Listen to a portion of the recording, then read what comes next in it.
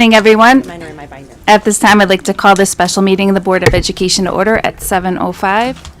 And once you're ready, Laura, if you could take roll call, that would be great.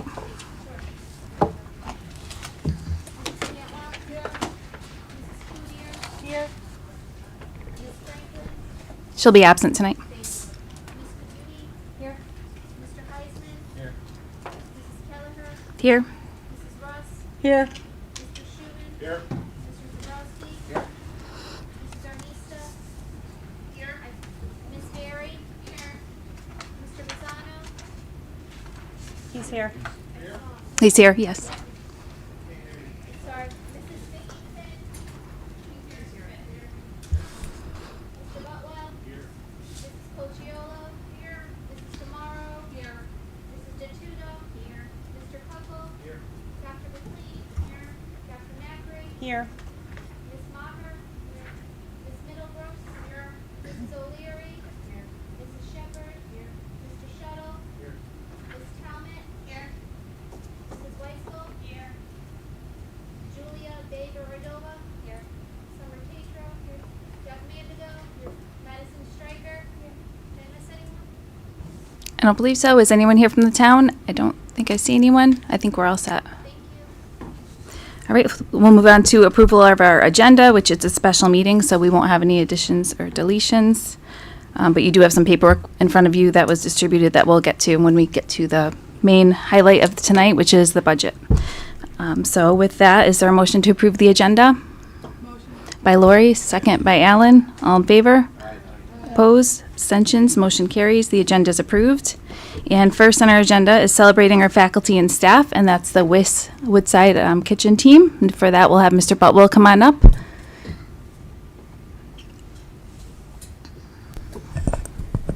Thank you. Hi, everybody. Tonight we're going to be recognizing our amazing kitchen staff at Woodside. And so we have 3 of our 5 amazing members here tonight. We have our manager, Christine Fazzino. We have Odalis Montesino. And we have Kasha Patel. And missing, we have Marian Swanson and team. So this fine group of ladies work tirelessly each day to serve our students and staff hundreds of breakfasts and lunches each week. They do an incredible job getting to know the students, their personalities, and their needs. They are patient when there are difficult moments and always put their focus on making sure our students are well fed and cared for. So I would like to thank you for your dedication to our school and to our students.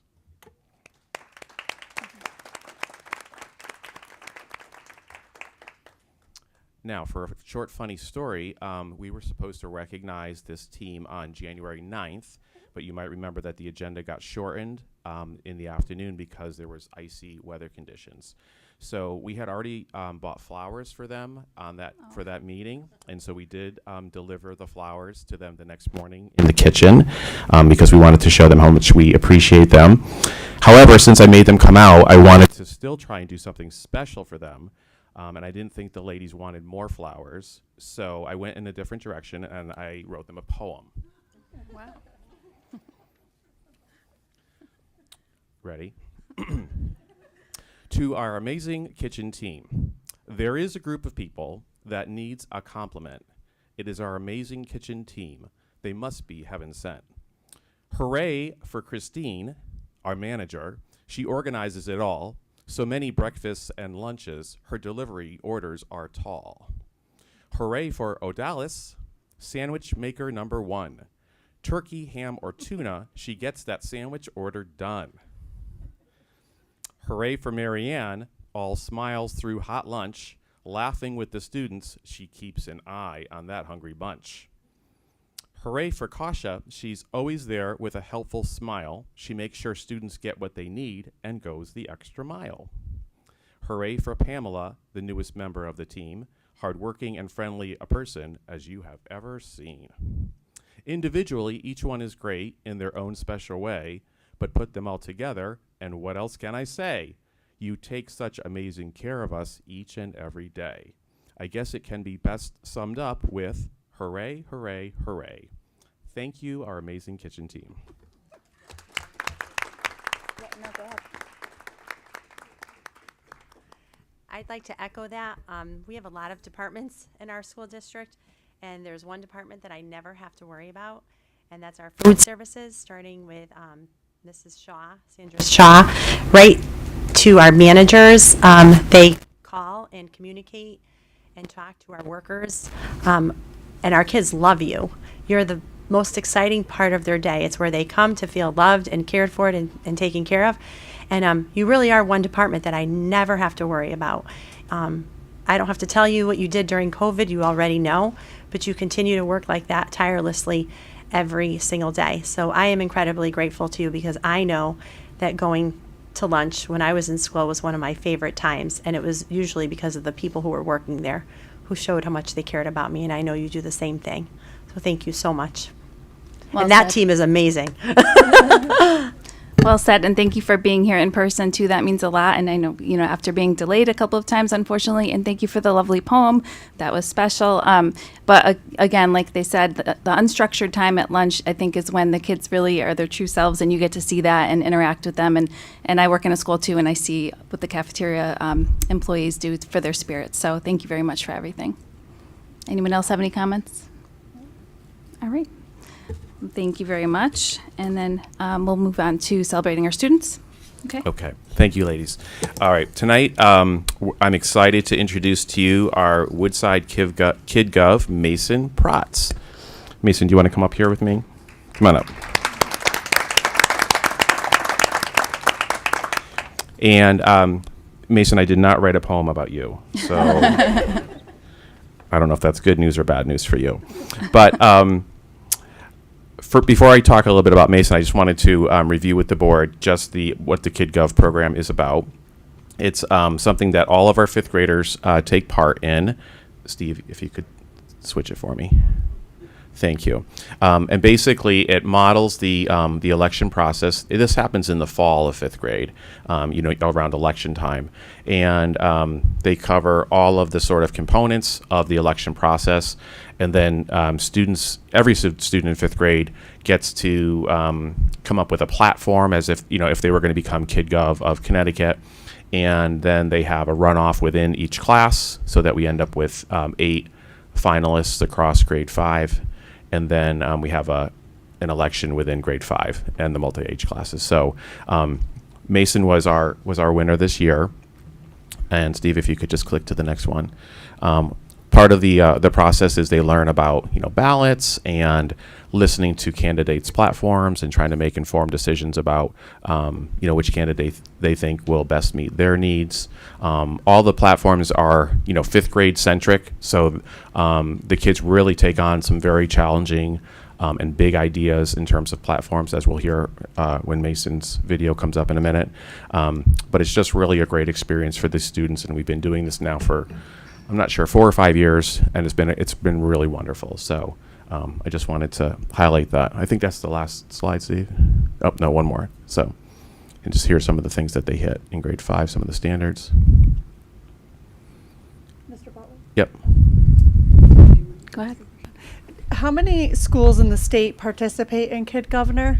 Do you know? I don't know off the top of my head, but I know that many do. Majority. It's a highly organized process, and many schools do participate. We have been lucky a few times to have kids that ended up going to the final state level round, and we were able to accompany them to the old State House, and they have a big all the state level kids share out their speeches, and they end up having a final vote. So it's really, really well organized, and they do have a person within I think he must be working for the old State House, within that category where that actually oversees all this and organizes it and sends messaging out to the schools. So it's really terrific. Oh, a few more. All right, so let me introduce Mason Protz to you. Mason is a 5th grade student in Mrs. Presley's multi-age classroom. Like the other 5th graders in the multi-age program, this is his 2nd year with Mrs. Presley. Mason is a funny, smart, and friendly student. His platform was about equity. This is a big topic for a 5th grader to be thinking about, and you'll see from his video that he's given it lots of thought to consider what equity might look like through an elementary lens. Congratulations to all of our fifth graders for participating in the KidGov program, and special congratulations to Mason for being recognized as KidGov at Woodside. And before we look at the video, I would just like to note that Mason is the subject of a great article in Cromwell Life. So maybe if you saw the January 2024 edition, he was interviewed by Cromwell Life, and he talks more about his ideas regarding equity, and there's some great pictures too. So, all right, we're going to watch the video.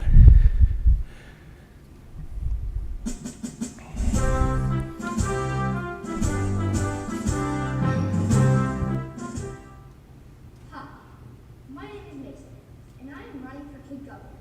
Have you ever wanted to change someone's life or make a difference? Well, I do. I want to be kid governor because I will bring equity to schools in Connecticut. Equity means giving every child what they need to succeed. You should vote for me as kid governor because I will make my voice heard. I am very persistent and hardworking. I have 3 action plans that I am willing to make a reality.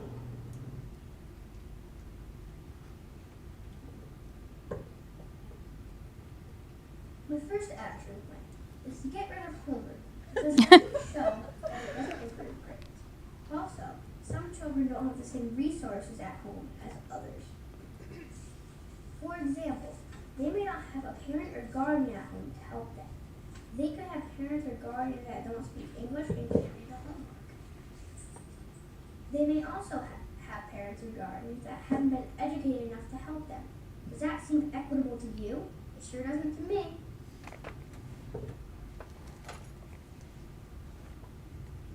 Another action plan I have is to change the way we test kids. Some kids don't do well on paper or computer tests. Some kids don't do well with the pressure or time limit. Instead, we can eliminate time tests or ask students to show their learning in a way that they feel comfortable with. For example, they could do a project showing what they know about a subject. They could incorporate the subject into the project to show their new learning. That would help everyone feel successful. The third action plan is to increase the amount of play children get at school. Research says that children need at least an hour of play a day. In Finland, children have a mandatory 15-minute outdoor free play break every hour of the day. In our school, we only get 20 minutes for a full day. That's 1/3 of the play we should get a day. Some children fidget during the day because they need more playtime. Also, some children may not have the chance to play anywhere else. I really like the idea of all children getting what they need to succeed in school. Don't you? If you vote for me, then I will make school more equitable for everyone by putting my plans into action. I believe I would be a good candidate because I want to help Connecticut schools be more equitable. Vote for me, Mason, for student governor. Vote for Mason!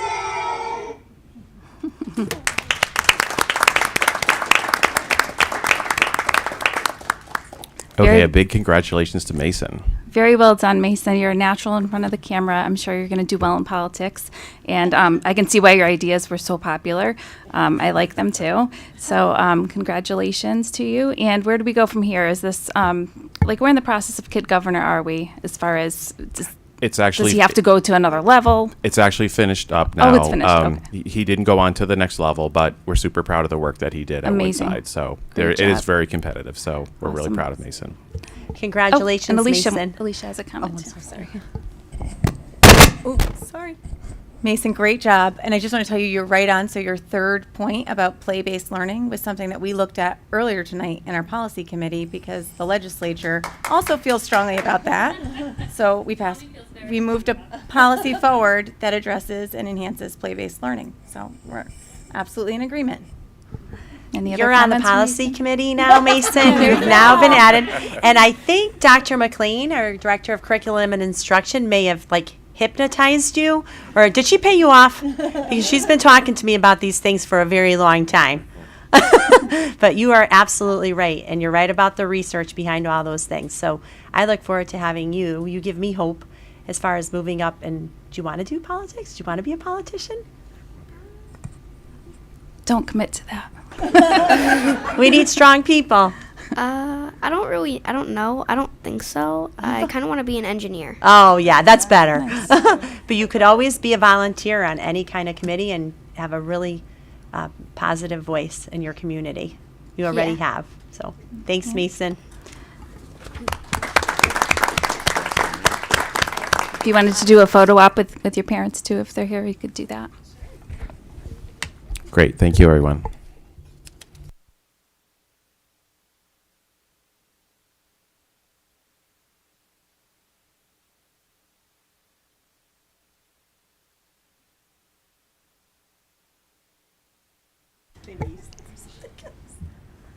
All right, we'll move on to public comments, but before I read the rules for public comments, is there anyone here who would like to make one?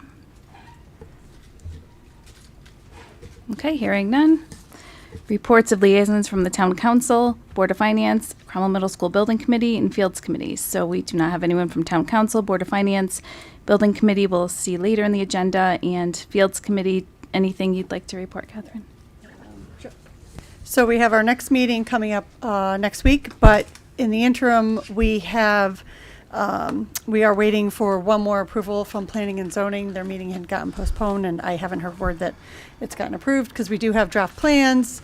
I am trying to find out if they're on the town website or not. I have not seen them on there. But because of the way the fields are set, I know Kelly Maher's here too. The way our fields are currently set, there are going to be changes made outside of just putting in a turf field, because we need to put in a football stadium that will also include field and track events, a new track. We are looking at the new tennis courts, new parking spaces. So it's a little bit more inclusive than what people are thinking of just having a turf field. So, which is required in order to do the football field. We have a draft number of what it may be, and so we have our committees that are working together to figure out how to start spreading the word publicly once we get through the next planning and zoning, and coming up with different fundraising ideas, because it is currently an expensive plan. However, we do have questions about that cost of what they have proposed to us. So hopefully we can share some draft plans with you soon, but we haven't been told that here they are for everyone publicly. So All right, thanks for keeping us in the loop. We'll move on to the report of our student representatives, and this evening maybe we'll start with the middle school, if you'd like to start. Students completed the second installment of the iReady exams at the close of the second term. Students begin the third term on January 22nd, which was 8 days ago, I think? Monday. The Student Council is planning a pet supply drive. Donations can be dropped in the CMS main lobby before school each day. Mr. Calhoun will also accept donations in his classroom. That's for January. And in February, the American Heart Association fundraiser will be held on Valentine's Day, February 14th. Donations will be collected in the morning in the main lobby. The boys basketball team under Coach LeMay is now 6-3. The girls team is 5-6. The team hopes to finish the regular season strong before their big tournament in February. Sign-ups took place at CMS next week for volleyball. The season will begin in February. Ski Club enjoyed their first time on the slopes on Monday, January 22nd. The club will meet again on January 29th and will ski weekly for four more weeks, with the last trip scheduled for the first week in March. The band is excited to begin learning the music of Taylor Swift. The 26-member jazz band continues to meet weekly on Tuesdays after school. The members of both Select Choir and Jazz Band are looking forward to showing off their skills at the next concert on February 7th. This will include soloists and improvisation. The Unity Club members traveled to the ECS on January 18th to read about the impact of Dr. Martin Luther King Jr. The Unity Club will also create a showcase display for Black History Month this week. Under the direction of Mr. Glow, the main hallway mural is progressing nightly thanks to Art Club. The Yearbook Club, under Mrs. Starowitz, met on Monday, January 22nd to document the girls' basketball game and to work on the yearbook layout. The Drama Club is underway with 3 rehearsals a week. There are 50 plus students involved. The musical, The Little Mermaid, will be presented in the spring. All right. Thank you, Madison and Jack. Nice job. Any questions?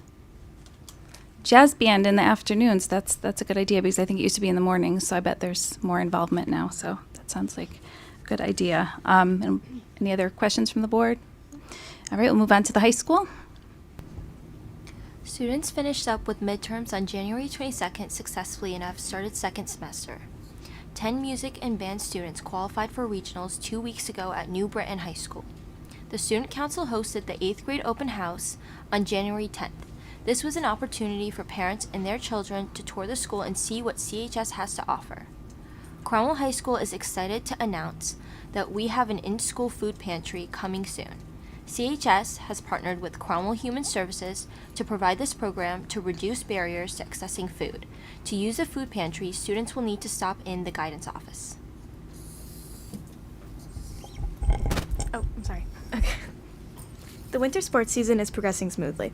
Boys basketball last played yesterday, January 29th, against Avon, which resulted in a win. They play tomorrow, January 31st, at home against their rivals, Morgan. Girls basketball last played Friday against Coggins, which unfortunately resulted in a loss, and played tonight against Morgan. Boys hockey last played Saturday the 27th against Farmington Valley Generals, which resulted in a loss during overtime, and they play tomorrow against SCW Knights. Girls hockey last played Saturday the 27th against Simsbury and play next tomorrow against Hamden Co-op. Boys and girls track last attended the Southern Connecticut Conference meet on January 20th, and the team will be competing in Shorelines this Friday. The now Cromwell Portland wrestling team hosted and wrestled in the team's very own Highlander Invitational in Portland Saturday the 27th and have a meet tonight in Coventry. Cromwell Cheer will not be competing this winter season, but will still be going forward with an all-state and all-conference tryouts for individual team members, along with attending basketball games. Great. Thank you both. Any questions? Okay. And you're all welcome to stay for our riveting budget meeting, but if you have homework to do, feel free to leave whenever you need to. All right, so town collaboration updates. We do have one, and that's regarding the tri-board meeting, and I just want to put it on everyone's radar that February 26th is the common date that seems to work for Gordian, Board of Finance, and also Town Council. So we should do our very best to be able to make quorum that night. If you can all check your calendars and get back to me and Lisa Hicks on that, that would be great. The 26th, it's a Monday. They didn't specify time, but I would assume 7 o'clock. But yeah, we'll firm it up and get it out to everyone. And did you have any other town collaboration updates? No, I do. Well, I guess I could talk about one situation. Steve Waganowski, who's on the Board of Finance, did reach out to me. Claudio Bazzano, our new director of, well, he's not so new anymore, of facilities, has really been doing a great job with getting out there and getting to know people. And he's going to be doing a walkthrough through ECS with Claudio. They really want to know what we need to do to fix our schools and to keep them updated and to get things done. So when Steve reached out to me, I said, absolutely, thanks for caring about our schools. And Claudio's been doing a great job with working with the town. So hopefully this tri-board meeting will just be another positive aspect of that component. Do you think there might be others that would be interested in joining him? I don't know, but Did we yeah, throw it sure. out there to Whoever, town council? Or? Yeah. Okay. Yeah. So when I'm not sure if Claudio already has a date with Steve Waganowski, so he could let you know, Steve, and if that date doesn't work for you, any time is fine, okay? And just I'll send you Claudio's email address and vice versa. Okay. Is it before the tri-board meeting, tentative date, or after? Claudio, do you know if it's before February 26th? It will be before the tri-board meeting. Okay. I've got a meeting scheduled with Steve on Tuesday, February 6th at 4 o'clock. Tuesday, February 6th at 4 o'clock. Okay. If that works for you, Steve, that would be great. Claudio can let you know where they'll be. Otherwise, we'll make another date. Great, thank you. That should be helpful. Yeah. All right, so we'll move on to your superintendent updates. Sure. So just quickly, we don't usually talk about, at our second meeting, talk about our budget, but this year, where we are at, you'll get a budget sheet on February 13th, but we are just getting deeper and deeper into the hole. And it's probably, we will eventually have to go to the Board of Finance and let them know. We want to give them an update at our week, our, when you attend, Catherine, just to let them know. We don't have a bottom line yet because we've been working on preparing, this budget right now. But it is looking like we are deeper in the hole. And one big component that I want you to know about is we get excess costs, 2 different types of excess costs reimbursement. And we were notified the other day in an email from a State Department that what we believed our reimbursement rate would be is actually, it's about $115,000 less. So to add fuel to the fire of us already being in the hole, to things that we can't control, we now thought that we would have that $115,000 reimbursement, which they've cut, and they've already let us know that. So if you just add the $115,000 to what we proposed on December 28th as a bottom line, we were about $60,000 forecasted to the best of our ability, and now you add on 115 just from that. It's a pretty significant number. It's still early in the year. We have stopped as much spending as we possibly can. That isn't a necessity, but I'm going to talk to you about what that has done because we've been doing this for so long that everything is becoming a necessity. So I just wanted to let you know that. So it's been some scary times lately. Sure. Is that as a result of a change that they had? Like, we know that they changed the reimbursement rate for some of the, not the magnet schools, but the schools that we had gotten reimbursed from. Is that as a result of their change or just something that we just misunderstood? No, it's a result of the state's change. Okay. Yeah, it's happened to everyone. Okay. So, yeah, nothing we misunderstood. They just do that once in a while. Usually they don't do it that often, but they do it, and they did it this year. Okay, so next, as you know, some people have been asking, as far as our Director of Finance discussion, we have been through 3 different interviews, I believe, processes. We're not having any luck. It is a shortage area with hiring. We do have another interview round set for February 8th, and I believe Catherine will be joining us for that as well. And hopefully we'll have some good luck with hiring a full-time Director of Finance. But that's where we're at. We still have not hired anyone or committed yet. And then I just wanted to let you know, which we can get to, the budget sheets that, have been updated in your binder, and we can do that once we get to that. And just thank you for your patience. I'm sorry I had to cancel last week's meeting. I wouldn't have had to, I would never do that unless I really had to, and that really, I didn't have an option. So thank you for your patience, and I'm sorry if you had to change your plans for tonight. But thank you for being here. All right. We'll move on to new business, Cromwell Middle School Building Committee update. So if you had a chance to look through reference A, I don't know if you have it all printed out because I know we went paperless, but if you want, I could put it up on the board if you haven't had a chance. Okay, so did you get a chance to look at it? There was a link, and it's different than the typical update. It's like more of a, they put a slideshow together, so it's more of a presentation style. But anyway, I asked Rosanna to just have it be informational instead of coming to present tonight because we have so much going on. But it's just an overview of the project and where they're at, what they've accomplished so far, and a timeline of events. But the one thing that's not on there that I wanted to mention is that there's a groundbreaking ceremony on February 21st. I think they're calling it a beam raising. Is that right? Yeah. Something like that. So at 4:30, so we'll all receive an invite to stop by that event. Other than that, they might have a meeting that we need to have coming up to approve phase 2. So that might be upon us at any moment. So you have to be flexible with accommodating that. Other than that, that's all for the building committee and no action needed. Next item is the personal finance CCSU course that we discussed at the last meeting that we had tabled. It's reference B in your packets. And I don't know if there are questions or did you want to come speak to it again? I mean, You touched Nothing on really it? new to add. No, Yeah. okay. This is just, again, we're still working with Central, but this is the proposal for that Central accredited class that we would have, so that way you have that for your information. So there were 3, and we had approved 2. This is the 3rd one. So are there any questions for Mr. Kuckel on that course? If not, is there a motion to approve it? Alan, is there a second? Kelly Cloutier, all in favor? Opposed? Abstentions? Motion carries. Matt would just be absent for this, I guess. So it's not quite unanimous for the minutes. Yeah. All right. So we'll move on to the proposed education budget 2024-2025. And Dr. Macri did provide us a new copy of the presentation that you have in front of you. I just asked that we let her get through it for the most part before we start asking any questions, just so we can stay on track and everything.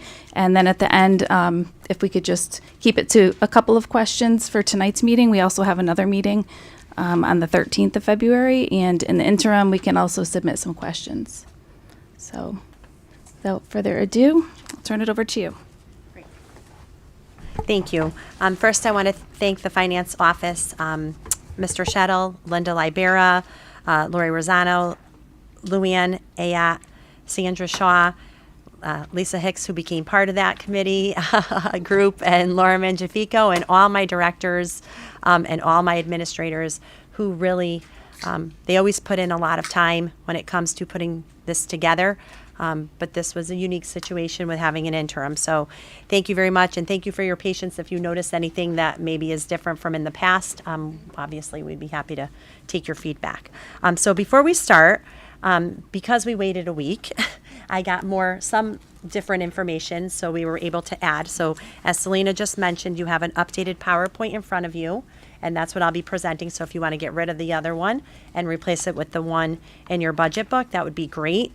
I also have something else that a couple other things that I need you to do. If you go to the section that says Cromwell High School, you'll notice that you received this packet right here, and we didn't realize that it wasn't double-sided in your books. So if just take that part out,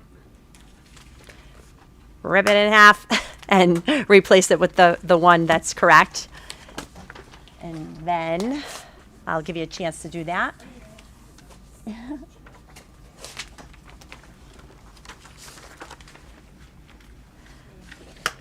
Okay.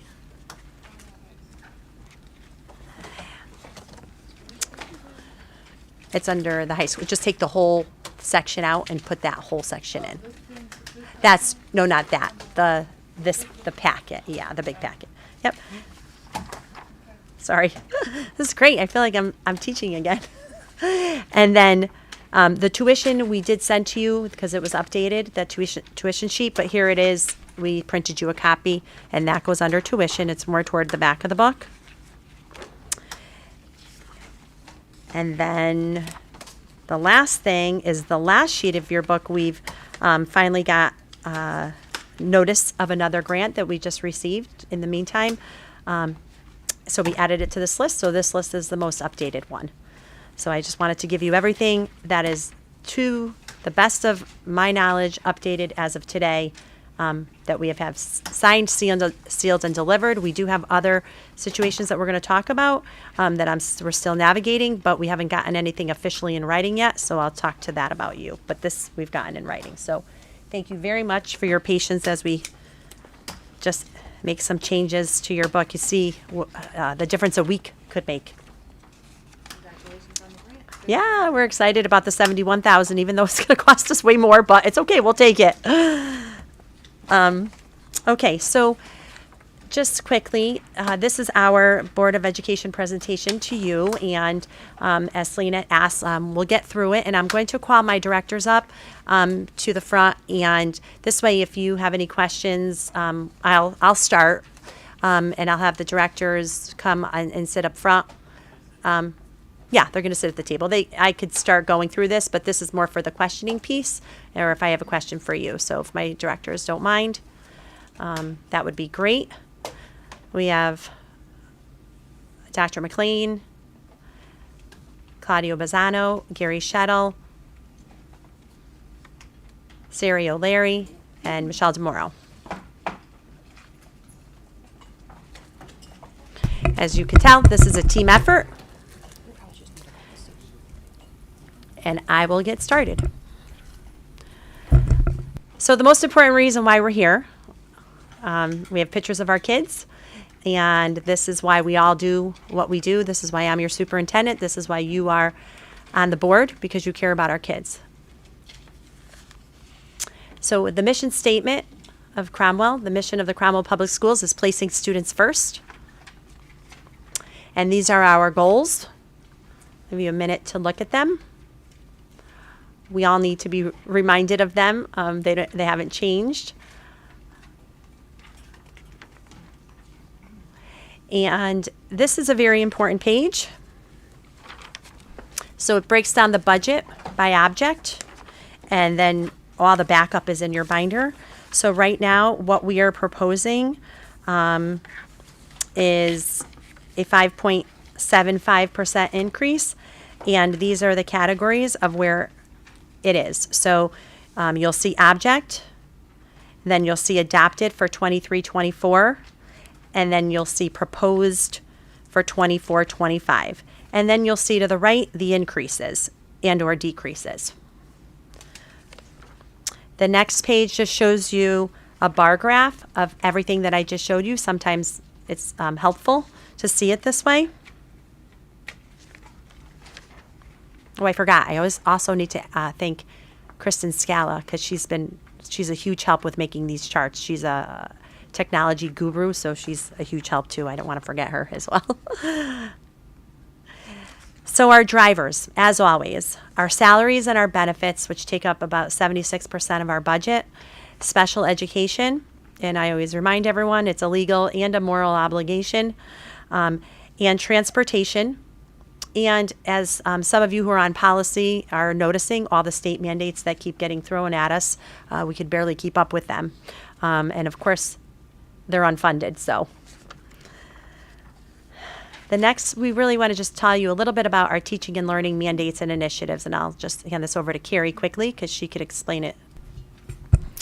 So I've tried to keep you updated, and this is kind of a summary of all of the things that we're working on. We have the right to read legislation that we've talked about. We are working on implementing that now. There is a significant cost attached to this, and it's not really K through 3, because once you change a reading program K through 3, you really have to adjust 4 and 5 as well to make sure that there's a continuum of learning and that the standards are aligned. So the state has released 3 through 6 model curriculum. It's more of a framework that we've been working on aligning to, and we are going to try to maintain as many resources in the district to remodel those units as we possibly can. But there could, again, be a cost to that. Development of an interdisciplinary STEAM middle school, I think that's something that we've been, the curriculum we've been working on for a long time. And some of those technology components do also come with a cost to make sure that we have updated materials for our STEM teachers and our STEAM teachers to work with. We have adopted the model math curriculum 6 through 8. And so we've been working through a program and aligning to the state model curriculum, our program Desmos. We've been doing over the last couple years aligning all of our curriculum district-wide to standards. We are making really good progress on this. I'm anticipating that we will have a solid product in the next year or two, depending on the departments. And then we would start a normal curriculum review cycle where we would pick a department and a grade level or something like that, and we would go through the curriculum.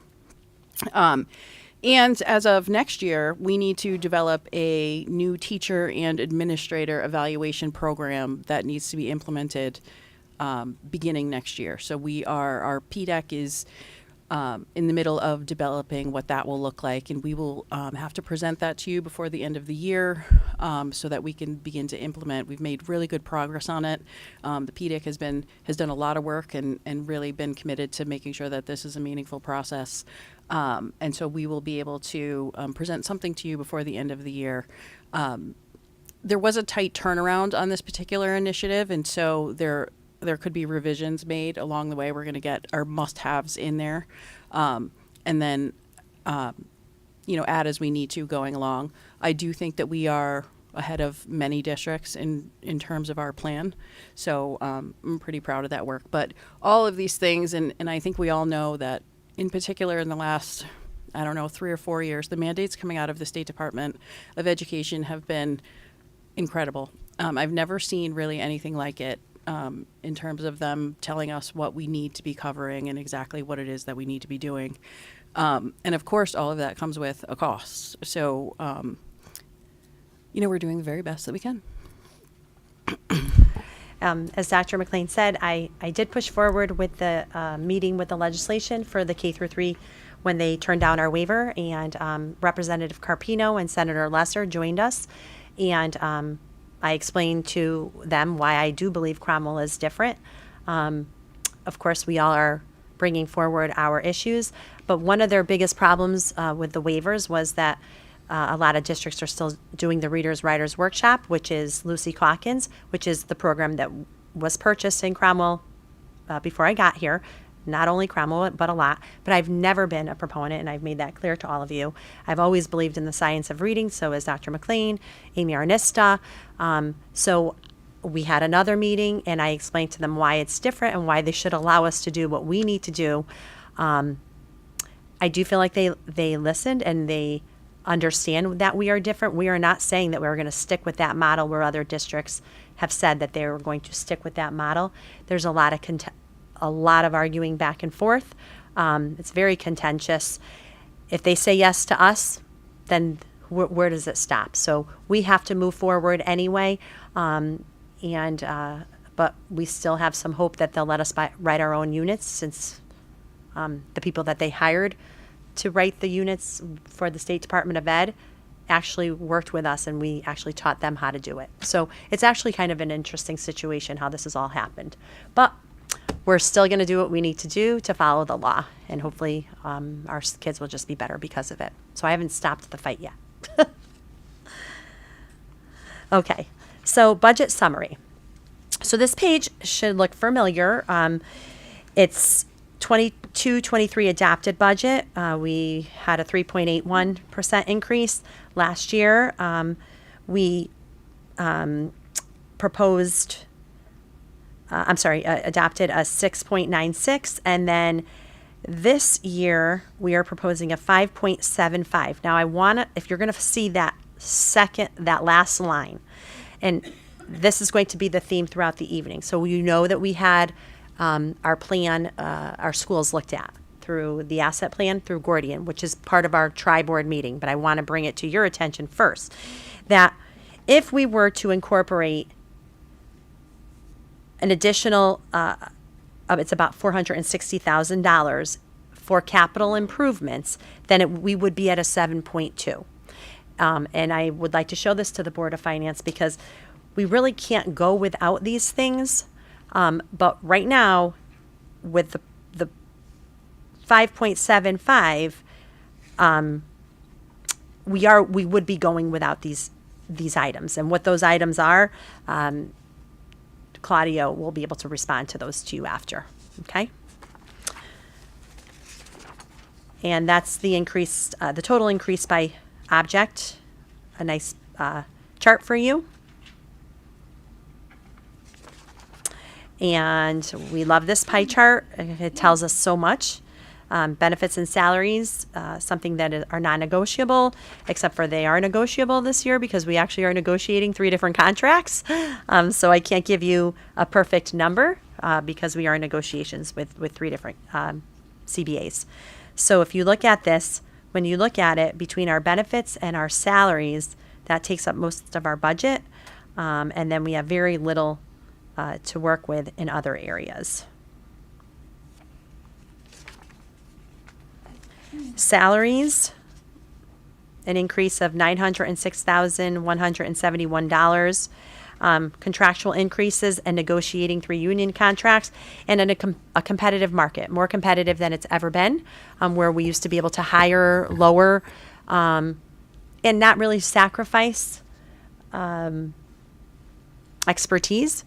That isn't happening anymore. There's a lot of change. Teachers are moving districts. There's a lot of opportunities. A lot is being offered to teachers to go to another district. So we are seeing that we're hiring higher because we need to at a higher rate. The next slide just breaks it down a little bit. Contractually negotiated just for next year. Certified administration, this is the increase, about $43,000. Certified teaching, about $543,000. And then non-certified, we're negotiating, so I can't give you a number. And substitutes, about $172,000 of an increase from last year. So we are in the TB determined stage for this.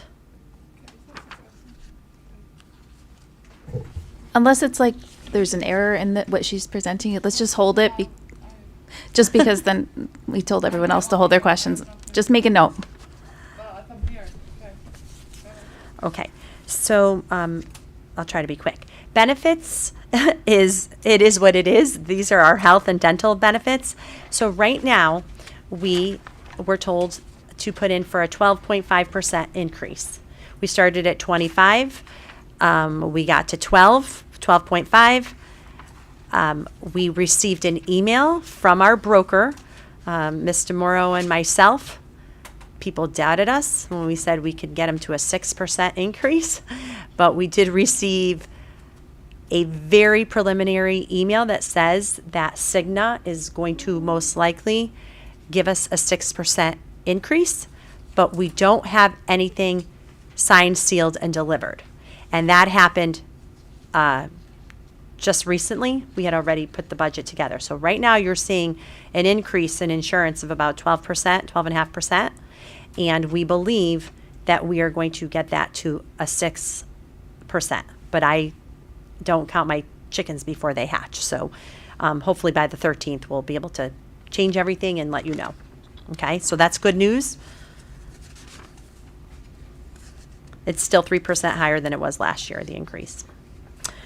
Professional technical services. So we are going to talk to you, myself and Siri are going to talk to you about this. You'll see a decrease because we're going to talk to you. You'll notice that we took out ESS at the high school. That doesn't mean we're taking it out and not putting something else in. We have a plan, a proposal of what we could put in. I'm not saying 100% that it's a great idea. I'm not saying it's a terrible idea.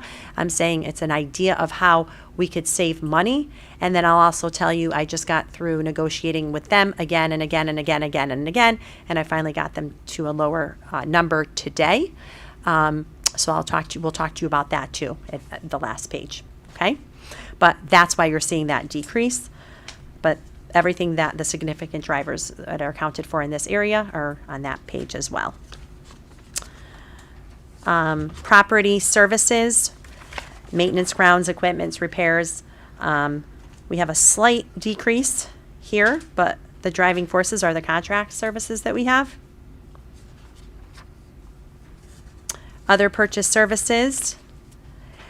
So there's a lot that goes into this. A big chunk of it is, and I've talked to you a little bit about this, our students, our homeless students. The good news is we had 20 last year. We had 20 a few months ago, and we have 6 families who have found residency.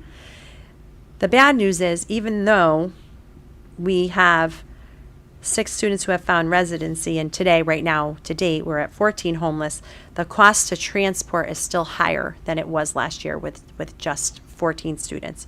It's approximately $190,000, depending on where they're going and where we're transporting. So good news is we have more kids that have stable home. Bad news is transporting 14 students is still about $190,000 of this. 190,000, yep. Okay, so supplies. It's sad when you look at this because it's such a small little increase. And this is what runs our school district, the instructional component of it. And so this is instructional and non-instructional. Self-explanatory in the drivers. Equipment. we have an increase of $131,479. And dues and fees, this is to make sure we can participate in everything that we participate scholastically and athletically.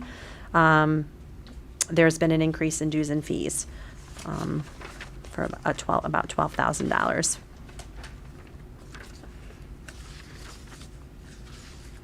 So total cost of education year ended 2023. So we're always a year behind.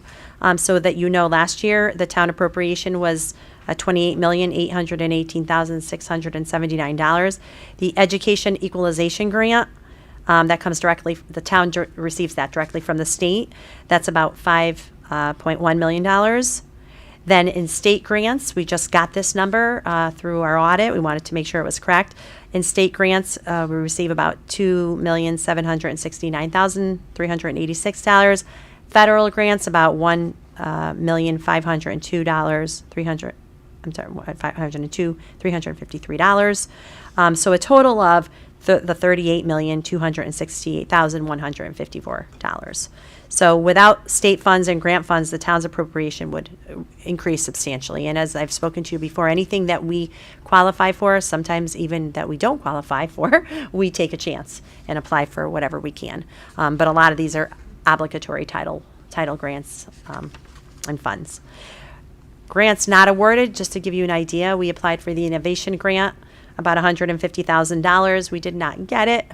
Mental health grant, we did not get for a 2-year grant, but we did end up getting a small $60,000 one that we're going to talk to you about a little bit later. School security, we just can't qualify, and Claudio is shocked at some of the towns that are qualifying, and we're not. We're still considered too well off as a town. And then the National School Nutrition Program, we always apply, and we never get it. But we're going to keep applying. Maybe one day we'll get it. The next slide I'm going to have Sari explain to you. This is a really important slide for everyone to understand. Okay, hello. This slide is pretty straightforward, but I'll explain it. It starts in 1920, and it's our tuition, transportation, and pupil services line. And in pupil services is most of our contracted services and outside evaluations for students. So if you look at the three areas, it's what we budgeted, what we actually spent, and our balance. And the only year we had a positive balance is 1920, and that's because in the year of COVID, we didn't end up spending on transportation and tuition at that kind of tail end of the year, so we actually ended up saving a little bit. But as you see, as we go down through the years 2021, we were in the red a bit, 21, 22, a bit more. And then as you can see, 22, 23, we ended in the negative as well. And then this year we're estimating, again, to end in the negative. And again, this is only our tuition, transportation, and pupil services, but they're all unanticipated costs. We may have students move in from town that have tuition that we need to pick up. We may have students that need to be transported. The mileage obviously is taken into account, and sometimes the best fit for a student is not right around the corner, so we have to pay for their transportation, and it's all about what the students need. So it's just a good kind of picture to keep in your mind about what the costs of special education look like, and that they're rising, and we have students that have needs, and we have an obligation to service them and make sure that their needs are met. So. Thank you, Sari. And just to let you know, if you're reading the newspaper, I keep sending Selena articles. I can send them to all of you if you'd like them, as they come through every district, same narrative. We cannot keep up with these. We can't even begin to predict, although what we are predicting over the last 3 years is that it's over $500,000. But if we were to put an extra $500,000 into our budget, you all know what that number would be. But the reality is that this isn't going to change. We have students with significant needs, and we do service them. And I'm proud of the fact that we service them and how we service them. This is something that's not going to change. Okay, the next page is LEA and grant budget combined, just so you have an idea of how much the LEA, meaning the local education agency, which is our town of Cromwell, our Board of Ed, pays for. And then the little teeny red is what we get in grants, but we'll take anything. And then I just gave you a chart to look at. I give this to you for per pupil expenditure in our DIRG, so our district reference group. So basically, it looks really at our population, our student population being similar, and the average district expenditure is about $20,183. Cromwell ranked 18 out of 24, so we average. Do you advance it? Do you have? Oh, sorry, I forgot I had the clicker. Yeah. Here, you take the clicker. I know. I can't do 2 things. I usually could do 20 things at once, but slowed down these last couple weeks. So just to give you an idea of where we fall, and this visual really tells you a lot. And the difference from the first ranked district per student and us is about $7,437. And that is a substantial difference. With Old Saybrook. So the next slide is why. I always like to tell you why 5.75 or why 7.02%. From 5, obviously I talked to you a little bit about the capital outlay, which you can ask as many questions as you want, and Claudio is here to respond to them. It's very important for you to understand, because I have to really drive this home with the Board of Finance as well. Since I have been here, it's been 5 years, and it's not only since I've been here, because I believe it's happened pretty much almost 5 years before I even got here. We have had to freeze the budget, and every year it gets earlier and earlier. So when you freeze a budget, that means only spending that's absolutely a necessity, IEP, safety, security. The building's falling apart, which is exactly where we're getting close to with certain things. Unless it's an emergency or a legal matter, it's frozen. It doesn't become unfrozen. We're lucky. Last year we ended with, $7,000. The year before, $1,700 at the end of the year, which is good budgeting and good freezing and knowing where to spend your money. However, what our students went without, they continue to go without. So if they went without that 5 years ago, it's not like we can now plop it on, right? Because you're starting off the following year with 76% of your budget now being allocated for salaries and benefits and contracts and things that we cannot. It's out of our control. So going without long enough, you start to see things falling apart. And we'll give you examples when we talk about the cuts of what does that really look like. So if you're ready for that, that's the next page that I really want to talk to you about. So when we started this budget process, we started it at 8.24. Okay, just so you know, which was pretty 8.24 to 5.75, because of course I have to try to bring you something that's fiscally responsible. Before we even got there, these are things that our students need that I couldn't even consider. For example, K through 2 math facilitator at ECS. Our ESL population, English as a second language, is increasing drastically. I would like to have another ESL teacher. We can't even have that conversation. We put in it for a tutor. That couldn't even be part of that 8.24, okay?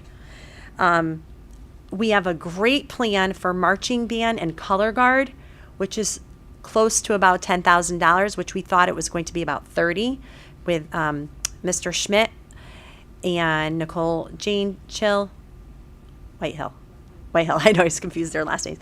They have come up with this incredible plan and proposal where we would be able to do it for about $7,000 next year and about $10,000 the following year. And we'd have a marching band and we'd have color guard and things that our kids would be excited about. And I have a proposal that I wanted to bring to you, but I can't even entertain it when I know I'm bringing cuts to you.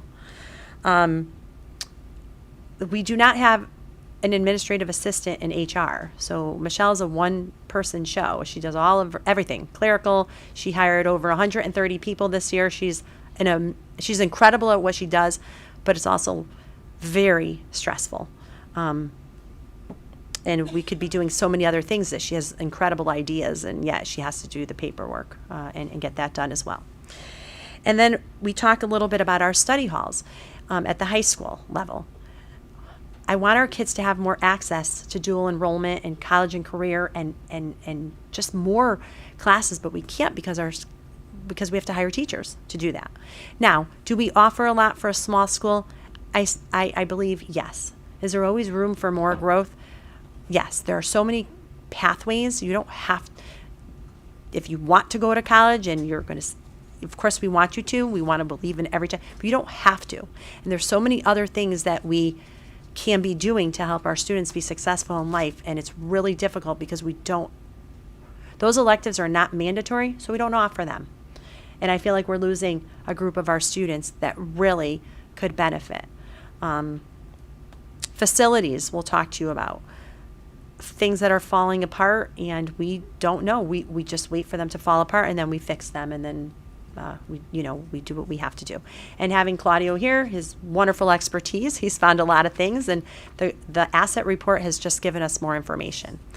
So what I'm proposing to you tonight to get to a 5.75 is the capital outlay that we shared with you is about $460,000. 310 about goes to technology. That leaves Claudio with about $150,000. It's crazy if you think about it, to work with for capital outlay projects that we have planned that we know we need to get done. And really, he has so much more that he has to do, but we have to prioritize. And that's what we do. We do a good job at prioritizing, but prioritizing, kicking the can down the road. You see the condition the middle school is in. We're concerned about ECS. If something happens, we have to fix it. And that's where we're at. If something big happens, we have to fix it, and then we have to go to the town for an appropriation. And that isn't a good way to be, because then eventually it costs more money. We can see it coming. It's like this bad dream. You can see it coming, and we can't do anything about it because financially we just don't have it. Teaching and stipend salaries, contractually we have a lot of stipends. There have been I want to say about $14,000 worth of stipends where our students are not interested, and we still post them. Our kids, we don't have enough interest, so we don't run them. So that's a savings that doesn't really impact that much. I'm thinking about perhaps one teaching position, and it would be through attrition. We may have to do some shifting of programming, or we have to continue to look at enrollment. So where that teaching position is, I have a couple of ideas, but it's not specifically, it's way too early for me to share those ideas with you because I have to wait and see what happens. Last year, we thought we could possibly reduce 4 teachers. We ended up only being able to reduce 2 because our enrollment increased last minute, so we could not reduce. So this is something that I believe we can do by moving, restructuring perhaps some departments, or we have to keep an eye on enrollment. But nothing, these are just things that we have done that I believe that we can make happen. That also is a cut because Michelle had asked, it's very hard to attract substitutes. So Michelle, we had to increase the pay for subs to be competitive. So we decreased it, but then we increased it, but then we decreased it by about $37,000 because I had to cut somewhere. So that incorporates all of that. Support staff salaries.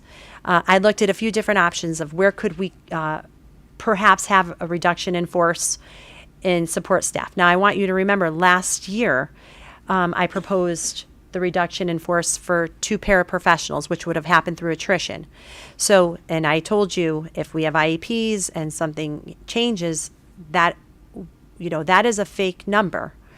And I will say that over and over again. It is a fake number. So just to let you know, last year, the 2 that we proposed to cut, we filled those 2 positions, and we have 3 more paras. So now we have 5 more than we had proposed due to IEPs and legislation. There's nothing we could do about it, and nor do I want to, because if that's what our kids need, that's what our kids need. But just to give you an idea of where will I find. There are other areas in support staff, obviously, that is not certified. I have some ideas, but that's a sticky wicket there, but we could make it happen. The benefits just align with the teaching and the support staff salaries that I'm considering having a reduction in force of. Other supplies and materials, I know Mr. Kuckle and Ms. Maher have a lot to say about this, and so should they. Really, other supplies and materials falls mostly in athletics. And what's happening now, because we cut, so basically they have about they proposed about $73,000. I said, we need to cut something. And the cut was $13,000. And then I believe the other 5 was in band. And I asked them, where is this going to affect you the most? And they said, uniforms. Our freshmen are wearing uniforms they're not matching. Our football team is not matching. But when I'm looking at cutting positions and supports or cutting uniforms, it's a no-brainer, except for, is that what we want Cromwell to be? And of course, I expect Kelly and Andrew to advocate. So if you have any questions further, you can ask those when it's time for questions. But I just want to put it out there. Instructional equipment. I'm trying to work with in Steve's department as far as figuring out what we're going to do with the iPads and the iPad Pros for a couple of our classes. We might be able to finagle something, so we took it out of the high school's budget. And then instruments, about $3,000 cost at the middle school. They had a slight increase, but I had to cut the increase just because we needed to cut. And then other purchase services, we believe our copiers are up for negotiation.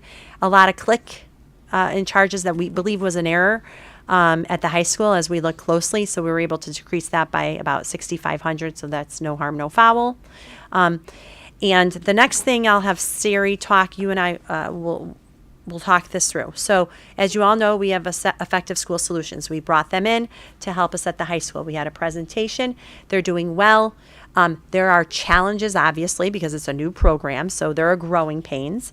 What we did was we looked at what services they're offering, and we, Sari, myself, Mr. Kuckle, Ms. Bingington, we talked about how could we still have a program to support our students with mental health needs that mimics, and do we believe we have the expertise in the building to be able to help support that program?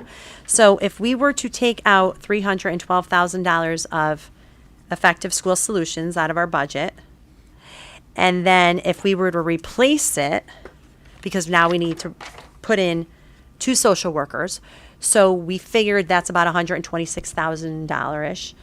Then we did benefits for about another $40,000, and we did, by the grace of God, get one $60,000 small mental health grant for 1 year. So we would be able to pay for the social, we have to use that for social workers. So we'd be able to pay that, which would then give us about a savings of about $85,000. And we would train the staff would become ours. We would train them. We would do everything. Remember, the tier 2 supports wouldn't be as placed. The family piece, it'll be in place. It just has to happen during the day versus after school. But there would be 2 people, clinicians, that would be related directly to that program, which is what we have right now through ESS. I continue to speak with the CEO. And right today, I asked for the best give. It's like going shopping for a car. I said, I need your best offer right now. What could you do for us? What's the best you can do? Last year, they did not charge us for ESY, which is extended school year, which was $9,000 a clinician for the summer. They told us they wouldn't do that again. So that really wasn't a savings, but it wasn't an addition.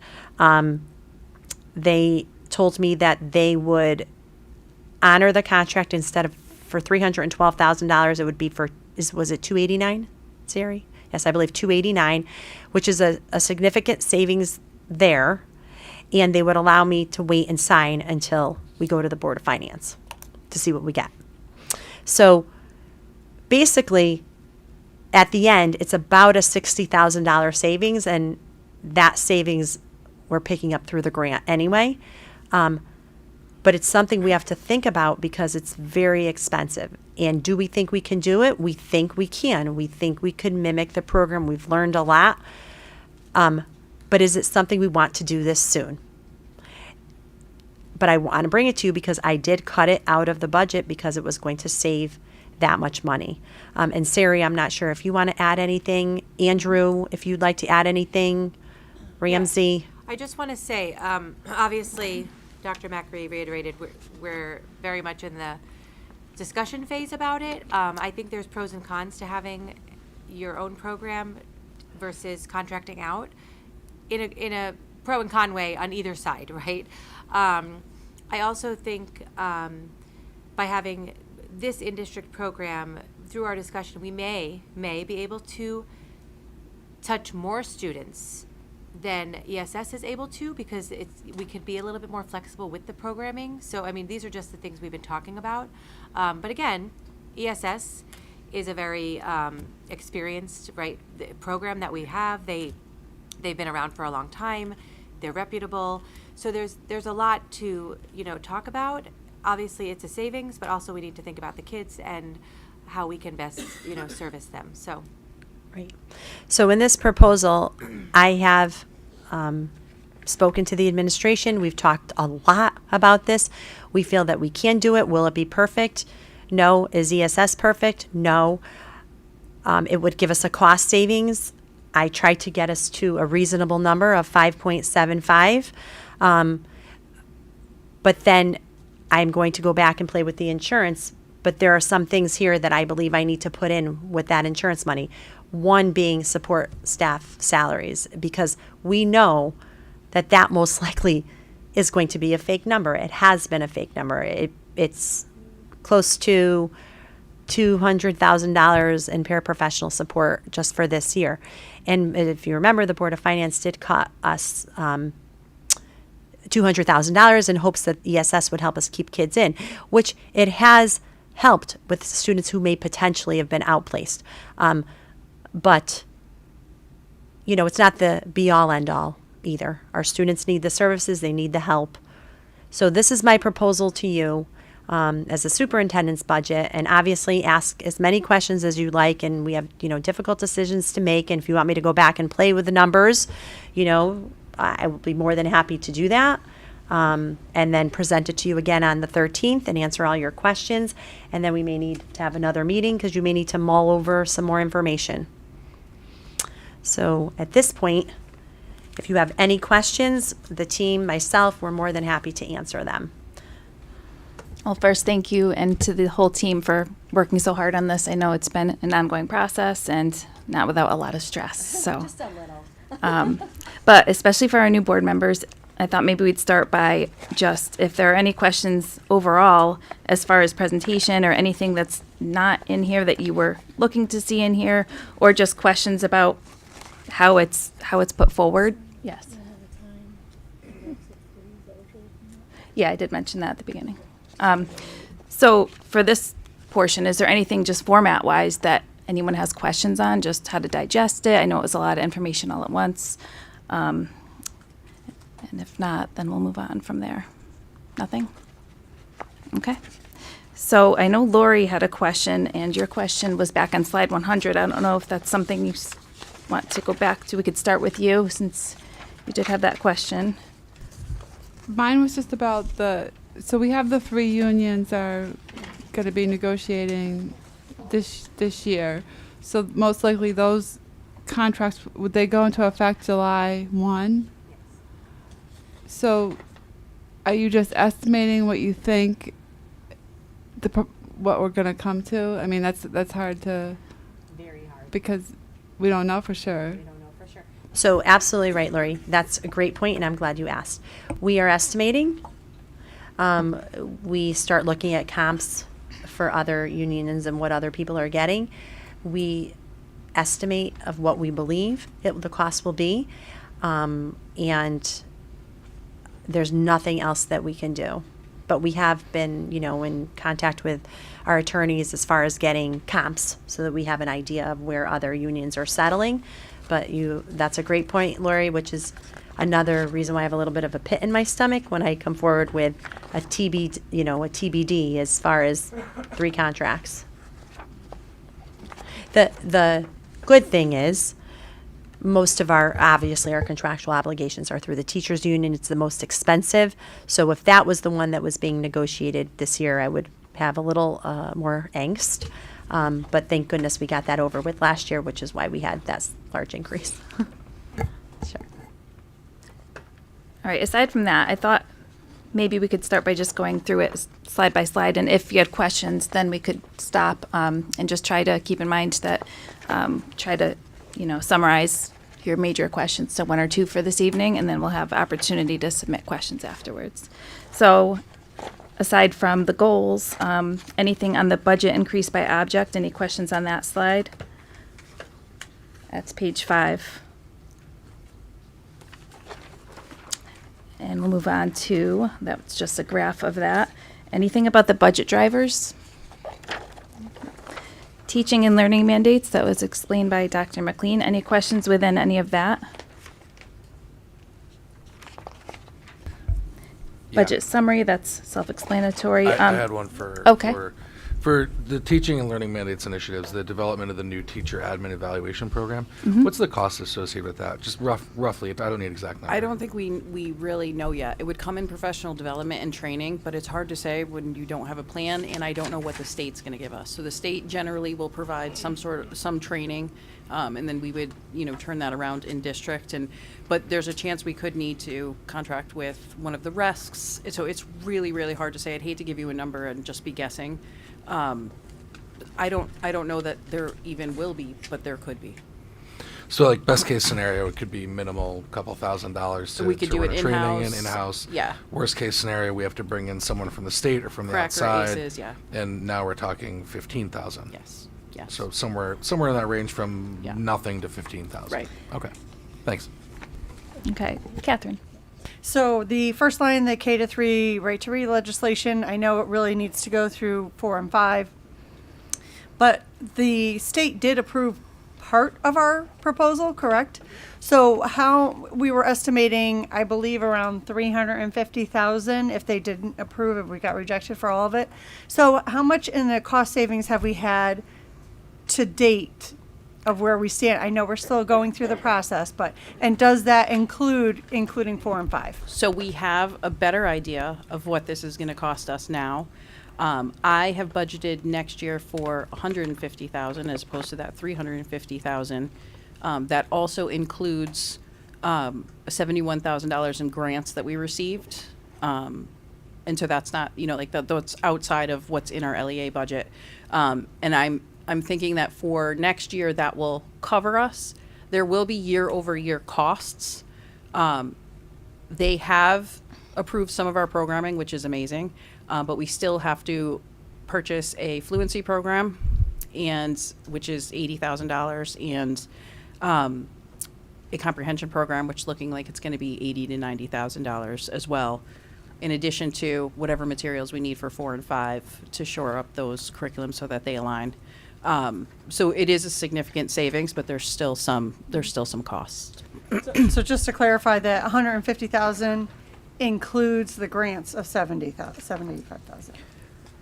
It's 150,000 that would come from LEA. Yeah. On top of that, I have $71,000 in grants that Okay. I'm sort of pooling together to get everything that we need. Okay, great. Thank you. Any other questions on that section? Okay. So just to let you know, a lot of districts who are buying the actual, thank God we at least got partially approved. It's anywhere between $500,000, $1 million, over $1 million. So Carrie and Amy are working wonders with what we need and what we already have, and some free stuff too. Can't say that'll be forever though, because we'll have to change it eventually in 3, 4, 5. And right now I'm looking for, we have startup costs that are significant. But now in choosing programs, we're also looking at, what are consumables and things and licensing and things like that will be year-over-year costs. So, when you purchase a program, there's student licensing and there's materials for students that oftentimes need to be purchased every year for each student. So that's something we're keeping an eye on. It will not be as sizable as the increase this year, but there will be some, just so that you guys know that, this is not a one and done situation. Okay, thank you. On the budget summary page, is now a good time to have Mr. Bizzano speak to the capital outlay? Whenever you are ready, he will tell you whatever you need to know. He has studied everything, pretty much knows everything inside out, and, it's depressing. So, well, you have a pretty good idea. We already knew how bad it was, but he has such, a lot of experience. So he's just been able to verify, and now we have the audit, the asset study on top of it. So whatever questions you have for Claudio. So I think I saw it within here at one point, the detail of what was not included in Gordian, and that would total the amount that is being set aside for capital outlay, correct? That we're taking out? Yeah, so he can explain to you what. So when I was looking through this, the amount that, where was it? Was that mostly in ECS? There were a lot of capital outlay, maybe. Oh, so, yeah. So I'll explain First it page this of way. capital outlays where I was looking. I'll give you a big picture. Okay. I requested about $610,000. Oh. I requested about $610,000, and that's based on needs, not wants. None of this is wants. There are several items that have been asked in the past and from my predecessors that I didn't even include because it's like a can, kicking a can down the road. I wanted to keep the number reasonable with the expectation it would be approved. Out of that 610,000, 460 has been cut, leaving 150.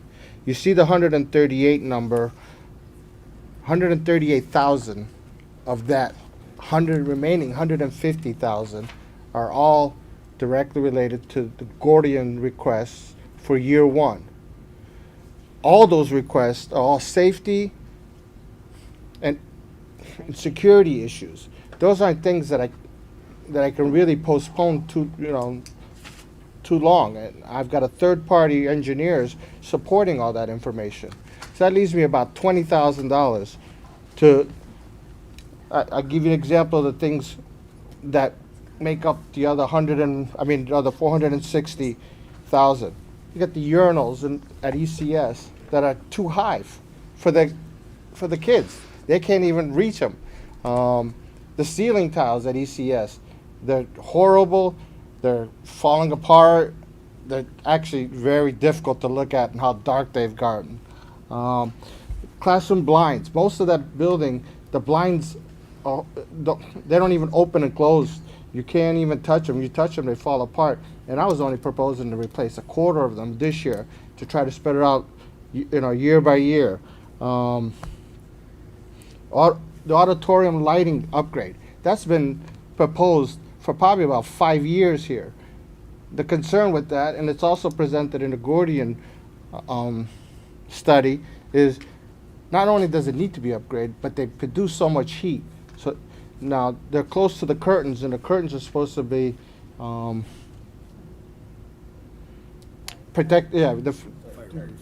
retardant. But there's some concerns. The more you use those, something can happen. Now that's 175,000. Right now, what's being proposed is 150,000. It's impossible to do all things. Whether it's a cracked ceiling, some of these issues, also, if they're not addressed, they're going to cost more. Give an example. If you drive through our parking lots, this one too, you look at the cracks in the pavement. If you don't seal them and you go through a freeze-thaw cycle, then they start crumbling. Then you can no longer seal them. You have to replace them. And then we go from 50,000, to $1 million very quickly. It's very hard to keep kicking the can down the road. I mean, you're the leaders. I'm only here to show you what you've got. And some of these things are really critical. If you don't do them now, they're going to cost more down the road. And there's a very good possibility that they'll impact something else in the building, so it'll continue to cost more. Just a quick question. You mentioned the ceiling tiles at ECS. Typically, you replace them and then it continues to happen again and again until you fix the roof. Is the roof part of the Gordian? No. No. It has nothing to do Has with nothing the to do roof. with the roofs here? Okay. Replacement of the ceiling tiles. Good. Okay. I'll be doing a walk. If you join me for the walk, you get a better view of exactly what I'm talking about. And this is just one wing that we're talking about. If you look, they're gray, and they've been glued on. It's not like these where you can come in and change one at a time. I can't explain what they did before, but I always look at safety and health, most important. Third is comfort. I'm always for safety and health first. There's nothing here that is really presented that relates to comfort. I think there's $6,000 to paint this library, and we're discussing if there's a way we can save money by doing it in-house rather than hiring a painting contractor. I think we have some skill set within our staff that we can do some of the smaller things on our own. Okay, thank you. Any other questions for Mr. Bizzano on any of that? Alicia. Not a question, but definitely a comment about some of the things you pointed out worry me, thinking slip, trip, and fall risks, workers' comp rates going up, some of them related to health and safety. I think we have to take a look at, and I don't know where the rest of the money is going to come from, but $150,000 to do repairs for the facilities that we have as a district just seems like a drop in the bucket, knowing what we need. It really is. It really is. Yeah. I can't deny that. And that's just prioritizing the things we need. That's not even doing everything we need. It's prioritizing those things that I want to make sure people don't get hurt. All it takes is one person to get hurt with, and you can blow the other $400,000 right out the window like it's nothing. Not only from a liability standpoint, but also someone getting hurt. It's hard to explain. To me, they're all my kids. I never want anybody to get hurt, just like I'd want the same thing at my kids' schools. I want them to treat it as if it's their kids. It's hard to explain to parents, we didn't have the money. That doesn't buy that much, saying that. So my understanding this correct, when I see the capital outlay cuts, 460, but you said 310,000 of it was for technology. So if you had the difference between those, that would be your full request? No, so if you look at, Right? go ahead, you want to answer? Go ahead. Yeah, the total outlay for capital is $910,000. Of that 920. I think to be exact, it's $510. Of that, 910 are fixed costs related to technology. Those can't be touched. So that leaves about a $610,000 balance. Cut 460 out of that, it leaves you 150,000. At the end of the day, a request for 610 leaves 150. 138 is directly related to the Gordian assessment, and all the Gordian assessment that I've accepted for year one are all safety, whether it's door hardware, whether it's smoke detectors, locks, GFI switches that are necessary,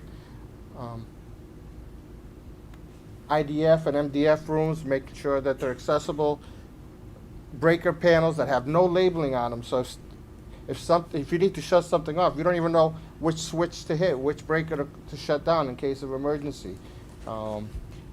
There's nothing in there out of that 138 that's equipment or, something that isn't something new. Everything is to improve and correct codes and safety is 138. So that leaves me about $10,000 to do anything else. That's crazy. Here's your 138, and now there's 10 grand. Where are you looking at the capital outlay? On the other Okay, back side of it. I'll give you another example. The light when you first come in the driveway, it's been out for about 2-3 years. Trying to, we've been trying to get, we've been literally just passing the buck. Yeah, it's $12,000 just to repair that. So if I did the light and all the Gordian, and that's all I can do as far as capital outlay. for the next Are we hoping fiscal the year. HVAC third round would cover some of that? It doesn't sound like it's HVAC related even. No, it's So not. My hope No. is that in conversation with the town, when we have the tri-board meeting, is that we've talked about, so it's, the schools belong to the town. They belong to all of us. We use them, but they belong to the town. My hope is that after they see this asset study and we go through the Gordian presentation and Claudio is going to give a prioritization of first couple years, what year 1, year 2, year 3. It's not going to be a 5-year plan, even though we have to do it, and it's going to be a 10-year plan. Is that it becomes part of the money that the town gives us for capital outlay, separate from the board budget, because what happens is that if they give it to us as part of the board's budget, that 7.2, then next year they can't give me less. They can't give us less.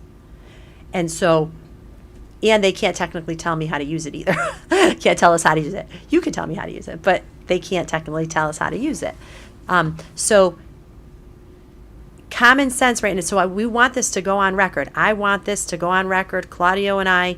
It's very imperative for everyone to know that 5.75 is what we need to run this district without having everything we really need.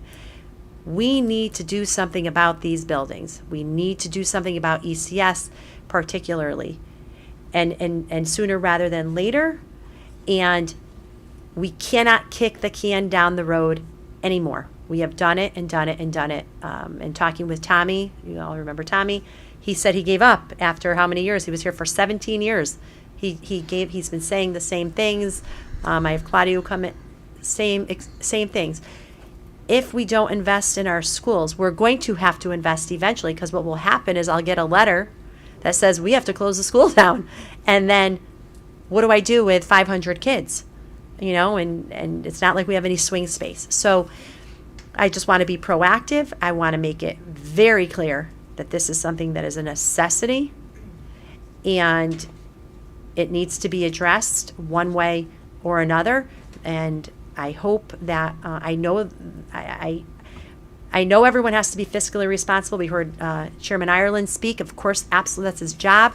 Town manager, that's their job. My job is to tell you what our kids need, what our schools need, and that's what I'm doing. okay.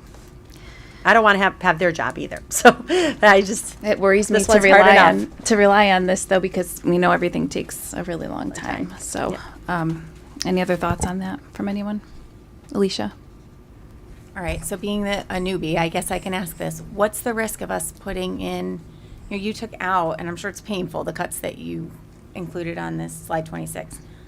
What's the risk of us proposing a more realistic budget to the Finance Committee so that we aren't the ones saying we aren't prioritizing the health and safety needs of our physical plant? If that is a risk that you would like to take as your superintendent of schools, I will honor it and put forward. This is my budget. I could go back and adjust the numbers if you tell me to go back and adjust the numbers, and then you could vote on that. What That is number, up to you. well, maybe you can think about what number that would be where it's repairing things that we would be repairing, not the major items that the town should be paying for, and that we could consider that at the next meeting. Claudio and I can definitely go back and do that. Okay. Is that a directive? Do we all agree on that? Is there consensus? Okay, I think so. Okay. Thank you. Of course. All right, let's move on to total increase by object. That's just a graphic. Budget by object in a pie chart. Salaries 100, I think we discussed that one. Anything on benefits? I know we're waiting on some changes possibly, so probably not too much to discuss there. Professional technical services. Sure. On what? On benefits? On Okay. benefits, yeah, sorry. So, we're hoping it goes to 6%. I understand that our benefits are in conjunction with the town, correct? So they don't want to see their benefits that high either. But how much, because I know, and you may not know this answer now, and Between that's fine. 250,000 to Thank you. 275,000. I think Catherine's question was, if we go to 6, how much will we save? Anywhere between 250 and 275. Yeah. Okay, professional technical services, we saw that decrease of 109,000. Sure, Kelly. So, for transportation, under the tab of system-wide, for the homeless student transportation, it just says for proposed, it just says 0 this year, so I just was trying to figure out. So if we go under the system-wide tab, Mhm. Maybe because we moved it to the right place. Hold on. Let me Okay. Do you mean line 322 where it says 0? Under system. System-wide yep, and then it is the object. oh, it's People page transportation. 4. Oh. Page 4. And under other, it says bus monitors and then homeless student transportation, so it goes from 50,000 to 0. What? Mine doesn't have it. Mine's 50,000. I'm not seeing that. Right here. It's up top under It's here. requesting, it's up there. It's here. It was moved to the top, just to the right place. That makes sense.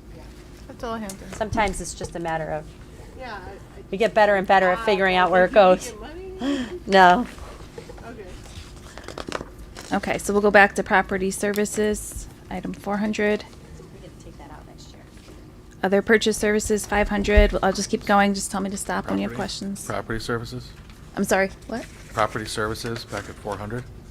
Yes, yep. Is there a breakdown? Sure, Mike.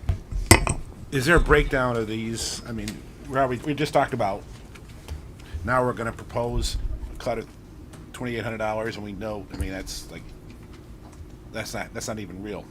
So, So what page, I'm sorry, Alan. on the property services, you have significant drivers. Page 16. 16, sorry. And it says maintenance services, Yeah, mechanical so repairs. Claudio has a good explanation. Was it just a decrease in the, in the rate? in the contract? One of the, a couple of the contracts that decreased? Yes, but some of the things aren't every single year. So we're in that skip year where we've relocated some of the money on the contracts that have increased and reduced. You can see the decrease is only 2,000.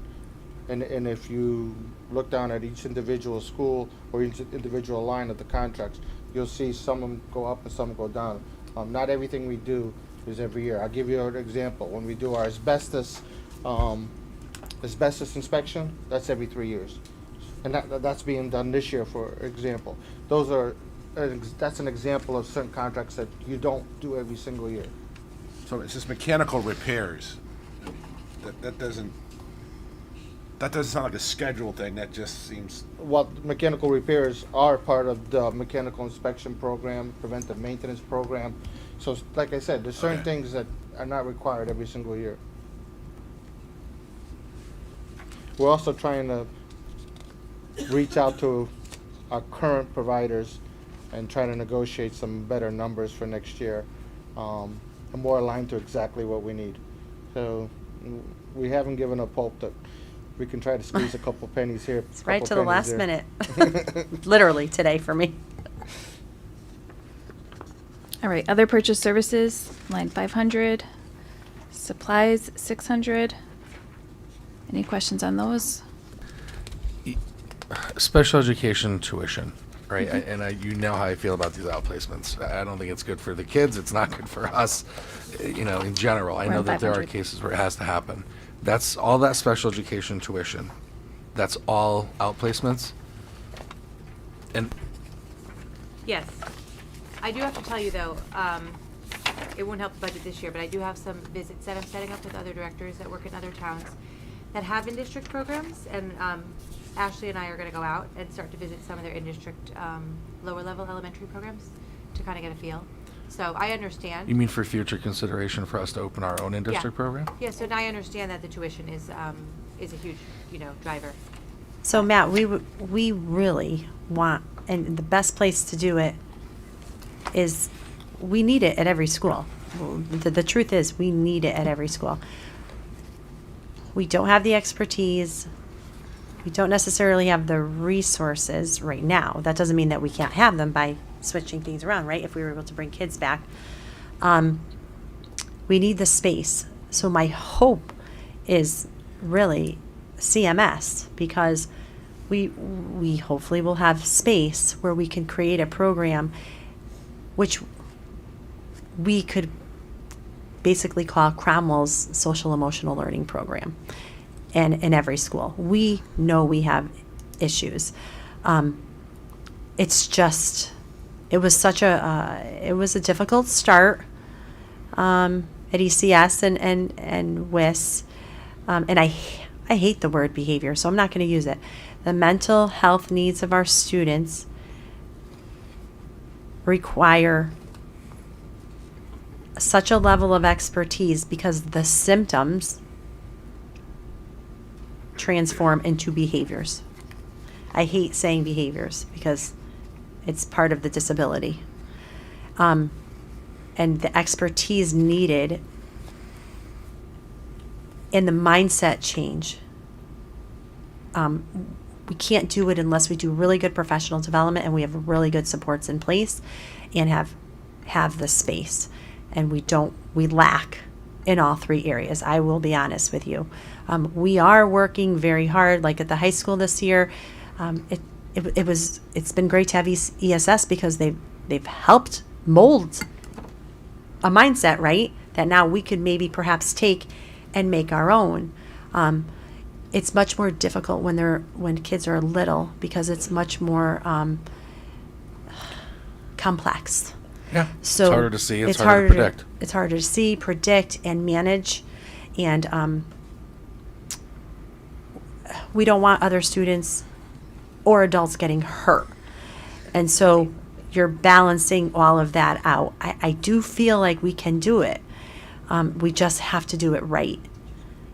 So that's why we'd asked Sari and Ashley, I'm like, you have, go out and visit and see what we can find, because I'm in the mindset of the same as you, Matt. I don't want to give my kids up because I know once I do, it's really hard to get them back. I want to try to figure it out here. I am not in denial, though. I know our students that we cannot service, that need extra help, that need to go somewhere else. I understand that. But then I believe that there are other things that maybe we could possibly learn so that we keep our kids right here with their peers. And I feel the same way, Matt. I understand. I appreciate the forward thinking. I mean, the reality is we're talking about this budget now for next year, but I definitely appreciate that we're thinking ahead. I'm trying to how we can put things in place to service our kids the best way ourselves, instead of having to outsource that. Yeah, it drives me crazy. And again, you heard me say this a number of times. I don't like kids leaving our district; they lose their community. And I agree with you. And I 100% am against that Yeah. when it can be prevented. And I understand that we're not in a position to do that. Yeah. But budget-wise, it's also detrimental to everyone because we are hemorrhaging money in this area. Yes. So just a thought on that. I mean, every district is in the same We're all- situation, but every district is also trying to create their own in-house programs. And if everyone is trying this, and maybe not succeeding like they want to, I mean, when you visit, do you also discuss the possibility of doing it jointly with other towns? And what are the impediments to that? LRE too. I think there's some contractual issues, right? You need to most likely get legal counsel involved if you're going to do that, and staffing issues, because we did join a program, with Berlin, Right. so that kind of stuff. But that's not major, right? But there are things that you have to kind of tease out. I have talked to other directors about doing programs kind of jointly. I think the hard part about some of us small districts is that to keep these programs just alone is hard, because you may have a year that you may have only two students in the program, and in a small school like ECS or WIS. So it is always an option to do that, but I think there's a lot more that comes into play with transportation. You have to bus them, whichever let's say you join with hypothetically Portland, right? You'd have to bus them, you'd have to pay for transportation. There's always going to be Good. So my conversation, obviously, with Portland, because Charles and I speak often, and he is, we're close to over 30. He's close to 25. They're a smaller district than us about placements. We are, like Matt said, it's unbelievable. And as much as I like working with another district, I still don't, it'll be a cost savings, but I don't see the benefit of LRE, least restrictive environment. I don't see what are my kids going to get out of it by being with students in Portland only in a separate building. If they go there, or if the that kids come here. versus an outplacement center where they still wouldn't be with. They still wouldn't be. I struggle with the, I don't know, maybe it would be better. I struggle with it. I want them here. And I want the program here, and I want to be able to do it well. And honestly, our teachers are so overwhelmed and it's different. It's so different than it has ever been. And we need to make sure we provide the skills and the training. And it's a mindset too. It's a mindset that, we're going to do everything we can. And it's not like we don't do that. We do everything we can before we outplace kids. We do everything. They become assistant principals to some of our administrators. But that doesn't necessarily mean that we do a great job. And so I want to do it, Matt, and I want to do it right. And I know it's money up front, and I do believe we'll reap the benefits in the end. And even if we start small, like even if we start at ECS, I don't have the space, but because then you can prevent the kids from leaving when they're little, and then maybe 5 years from now, we're looking at something completely different. But if anything, those numbers are going up, right? We're going to see an increase in students. Yes. This is only going to get worse. It's going to get worse, and you are correct. And it is, that's why Sari and I and Ashley, we have to, and Sari, they're doing it. We have to look at some other things. It's just, and it's scary, right? Because we don't know what the outcome is going to be. We have no idea what the outcome is going to be. But we have to try something. Go ahead. So along those lines, and I don't know, my guess, I think I know the answer, but the state is pushing down on us to change our reading and writing and everything, and they're shoving down all these programs for us to spend all this money on with a lot of over guidance, in our opinion. But are they providing any guidance to you, Sari, or anyone, any districts about the special ed? It's a huge issue across districts, and what is the state doing to assist with this? Or do they have any plans? Are they starting anything up? Is there any groups that are something to respond to? They have discussions. We talk about this so often in superintendent's meetings, through CAPS, because we're all talking about the same thing, right? And instead of, we've bluntly asked, instead of giving us all these other mandates, our kids are social emotionally, this is where they are, this is what we need. How about we work on that first, and you help us with that? And they have partnered with DEMIS and a few other organizations, but are they giving us the training? Not really. Not to create programs within our own schools.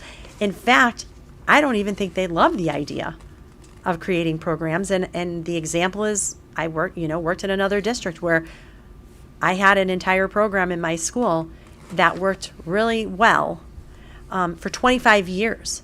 Now, there was 8 elementary schools. The kids were being brought, but there was gradual release back to their home school. The home school was always involved. And then the state didn't like that model because they weren't with kids in their own neighborhood, right? But at least they were with kids, and they were being, in and out of the in and out placement that was right within the school. And then this whole nightmare happened. I'm sure you all read about it. The scream room, which was not a scream room. It was awful, and it became national news. And everyone just got so scared to do anything that we buckled down. And yeah, I am hesitant because of that. I lived through it. And we had the State Department of Education who came in and was with our best friends auditing every single thing they did. They didn't see, the only thing we did wrong in that particular school was the paperwork. Everything else we were doing well, but it just created such a negative experience. And a lot of the families who have students who are not students with special needs didn't want the program in the school because they didn't want their kids to be exposed to whatever kids are being exposed to. And is there a level of aggressive, yeah, until a child gets stabilized, Yes, there is. And how does that impact all the other students? And then when does it become, I get plenty of calls. Why is this student in my child's classroom? Why is this happening? That is very real, because the child deserves to be there, because they have rights and they deserve to be there. And, we could go back and forth with philosophies of every kid deserves it. Well, what does my child deserve? My child deserves to come and be safe in school. And, we go back and forth. There's a lot that goes into it, but, my in theory and in practice, and seeing it done in one school for 25 years, because every teacher bought in, every regular ed, every special ed teacher, when that program was taken apart, and I hate to even call it a program, when that model was taken apart, I didn't see anything better happening for kids. Let's put it that way. It was more outplacements and more of that. Now, I'm not saying that outplacements are, and for some kids, it's the only option.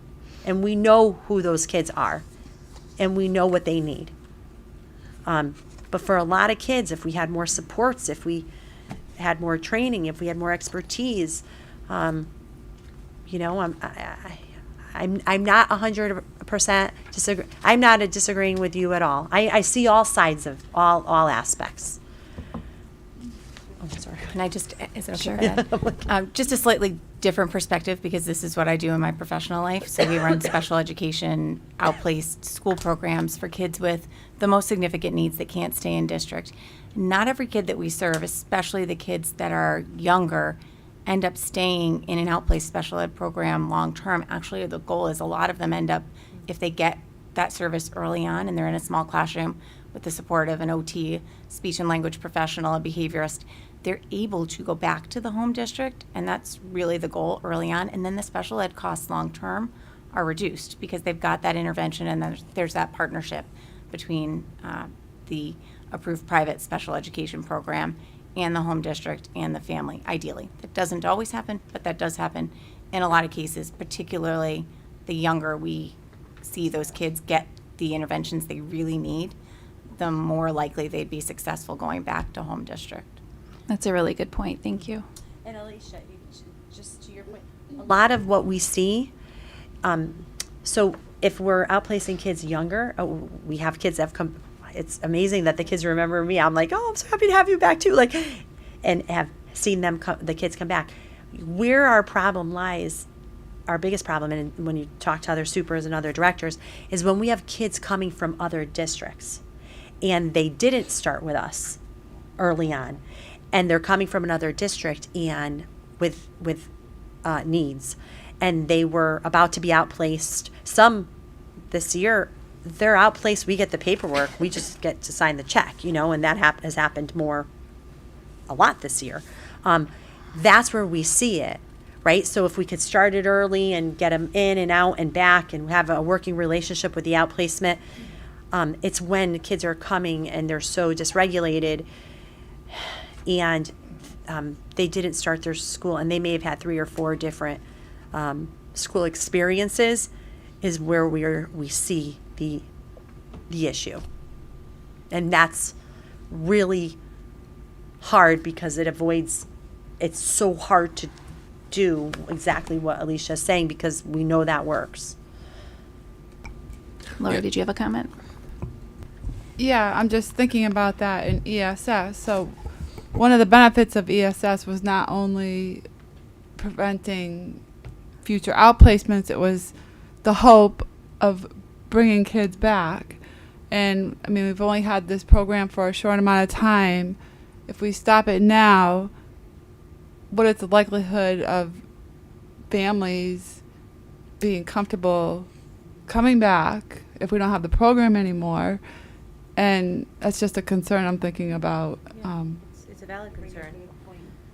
I mean, the hope is that if we do decide that we're not going to continue with ESS and we have our own program, that we can make it as good, if not better, and parents would, be on board with that. But you don't know, right? No. Because these are all decisions And that are you're- made through right. PPTs. So, yeah, you don't really know. And it's a program that you have to develop. Yes. You don't have it developed, and you don't know how long it's going to take. And I guess I'm just thinking about how would that impact the numbers? Like, how many kids were we thinking might come back? And if we decide not to use ESS next year, you know, how many would that stop from, you know, how would that affect the numbers? Do you get what I'm saying? And I think it's a hard number, it's hard to put a number on, I guess I'll say, initially, right? And everybody wants us to put, we thought maybe a year, 2 years, we'd have a better number. Siri and I sat and looked at the outplacement and then about things of who we could bring, you know, kids that we could bring back. And we had 1 or 2 that we thought we might have success with. And others just in PPTs that Siri or Ashley go to, the kids are just not ready. Or not every kid is appropriate for. Or appropriate, yeah, for that our program. high school or a program like ESS. Some other students get outplaced for other reasons. So, you know, that's the hard kind of part about this is that there's kids with so many needs, right? Right. So we do obviously look at it individually, but. The symptom of behavior, that's how I'm going to address it from now on. The symptom of acting out, and as much as it's difficult and scary, when a kid is acting out, that means they haven't had a nervous breakdown. So as much as we don't like to see it and we don't want other kids getting hurt, when I hear that they're acting out in that manner, I still feel they're still whole. When you shut down is when you're done. So, but the behaviors that come with that, the symptom that comes with it, is very difficult to deal with on a day-to-day basis for a classroom teacher of 20, 22 students, you know, special ed teacher with a caseload of about 20 students, you know, BCBAs. It's tricky.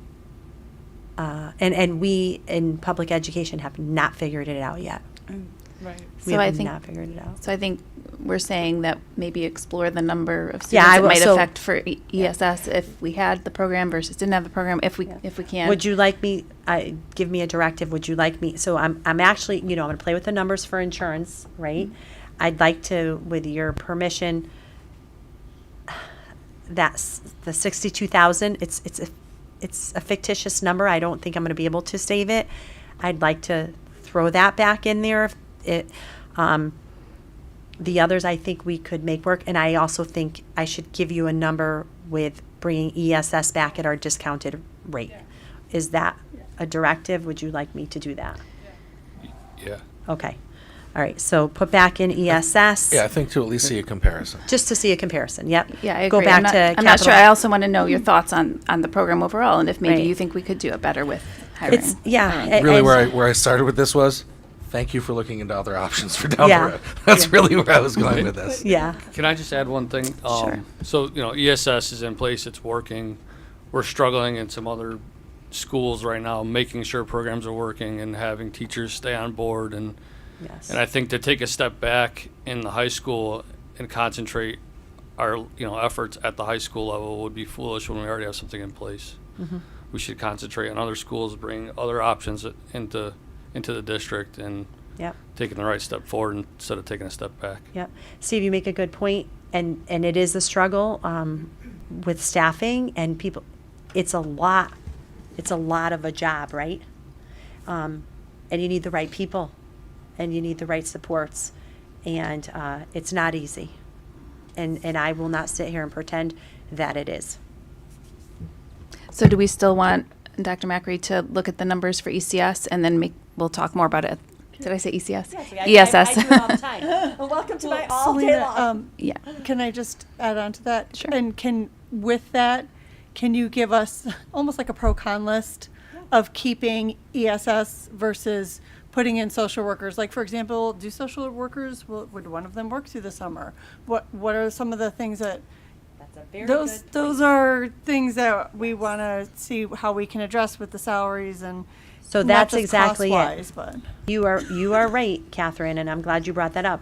Our program, we do have some support systems for kids through ESY, but through ESS after today, he's throwing that in again at no cost. It would have increased our number for ESY. We wouldn't have been able to do it. because we couldn't afford it. So between the discount he just gave us, then throw that in, we may not see a savings because we wouldn't have been able to do it, but our kids are getting the benefit. Right. And to me, as you all know, you can't put a price on you can't put a price on it. So I agree with you, Catherine. We would have to pay more, right, if we Yeah. were adding social workers. But also to the this. effectiveness of what we think ESS is. We know it's working, Right. but is it working to what degree versus to what degree our social, you know, if we Yes. hired a couple of social workers, could improve that, where we think based on our experience with other social workers. So. And that's great too, Catherine, because have we had some success? Absolutely. Have we had a few pitfalls lately? Yes. Have we had an incredibly responsive CEO and a new person? There's been some shifting in staff where I feel they've been more responsive. Yes, with ESS. It was going well, but not up to par of where we had our meeting. We had a lot of discussion. There was a change in staffing. Someone left. And then things it wasn't, you have to constantly be looking to see if it's a good fit. The nice thing about ESS is that if it's not a good fit, they're not our employees. It's at the responsibility of ESS to say this isn't our employee. I say this isn't a good fit for our district, or Sari or Ramsey or Andrew, and then there's a change, right? If it's our employee, it's much more difficult, because of unions and that. However, we have excellent social workers at all of our schools. We would attract really good people, but we don't know. We don't. I wish I could give you the magic answer. This is just throwing things out there and saying we're not going to quit trying. All right, anything else on special education or transportation? We're going to hit on this one. The unexpected costs. What questions are related to those? Sure, let's just flip right to that. So we're on the unexpected costs special education budget page. Oh. Mhm. Do you have a question? I did. Okay. Sari cries all the time. So we can see, especially those who have been on the board, where 19, 20, 2020, the first couple years listed out here, we can see where they've been. 22, 23 is how much of that is actually related to ESS and the increase in costs? Does that make sense? For the 22, 23? Right, because we Yeah. didn't budget for that initially, did we? I did. thought we did not. I thought we. Oh, hold on. We That came in half mid-year, so. Last year. It came in mid-year. And then when we, remember when we presented to the Board of Finance, Yeah. it was included, and then they said, let's give this a shot and see if we can save $200,000 more dollars. So and that's exactly where I cut it from. I cut it from special education because I said, okay, let's see if we can actually save more. But So where we it was- ended last year, I see what you're saying, with this deficit of 660, yes, part of that was ESS that we didn't budget for because we paid for a half year of ESS. Right. So yes, part of that, I think, I can get you the number. That's okay. It was 2 something, I believe. I have a general idea Yeah. of what the number is, so I Yeah. just want to see. It was true something, So, yeah. so minus what we paid for ESS, that actually we may have actually seen a decrease in the hit we took year to year. No. If we excluded the additional ESS money that hadn't been originally considered. It still would have been about over 400,000 that we were in the negative. Right, but it would be Regardless. less than A better it is here. negative, yeah. It would be a better loss. negative. Right? $400,000 It would be a better that would be negative, but it great. would still be negative. Yeah. No, yeah, I Yeah. get that. Less That's negative. what I'm getting at, though. So Like even it- if it's 460,000, you're right, Matt. Well, and it also could have meant more outplacements because, Right. It could have from my meant, right. understanding, ESS prevented It did, at least yeah, we several brought a few students outplacements. back, yeah. Mhm. We brought some So students that back. number could have actually been not only a less negative number, it could have been a much higher Yes, negative number. Yes, you're right. That needs to be taken into consideration too. Yeah, I did have a question on this page, and it's just a curiosity. sure. And I'm so sorry, I'm just taking so much of your time Don't be tonight, sorry. Siri. So I'm looking at these balance numbers, right? And I'm looking at 2019, 2020. I understand why we had a savings. That's related to the pandemic and you know, all the people being home. 2020, 2021 was a $5,000 negative balance. Still pandemic, so like we were hybrid, so that was Partial hybrid. Because I'm looking at it going, what is the That's- leap from 5,000 to is. 575,000? That was like the full Hybrid, we were still doing the Wearing contact masks. tracing. Okay. So Okay. then add back compensatory services and everything we started giving, and then all the issues that stemmed from that's COVID, why that's and still low. Yeah. and then Well, because the I world- know that we talk a lot about the whole pandemic situation created a number of mental health issues and an increase, but the reality is anyone who's in special education who specializes in behavior, like our friend across from me and myself for that matter, knows that the mental health crisis actually started about 20 years ago. It was not new to the pandemic, right? It was already on, and it was exponentially increasing every year. So, you know, I'm just looking at that number and going, whoa, what's the big leap? But thank you for the explanation. That's all I Any have. other questions? Can I just add to Matt's point? With Sure. the rate of diagnosis of autism, now 1 in 35 kids diagnosed with autism, it's gonna go up. And so it worries me when we take out paraprofessionals because we know we're gonna need them. And families are entitled to that level of service if they qualify in their IEPs. So, and you said it's a fake number. Well, and they'll be put back in anyway. I know, right. You know, like I said, we started with the 2, and we brought back the 2, and then 3 more, so 5. I mean, the reality is, this is what our kids need. Well, and I'm sure you've been reading a lot of the stuff I have too, which is there's a concern now that we're actually over-identifying students, that we're placing a number of students in special ed services that actually don't require them, and we're doing it based on, you know, we're looking at test scores and stuff like that and saying, well, you know, they're not achieving as well as they could be in school, and their test scores are kind of on the low end, but technically they're not like, you know, numbers that would indicate a strong indicator of a disability, and we're going, well, they need the help, so let's put them in the services and get it.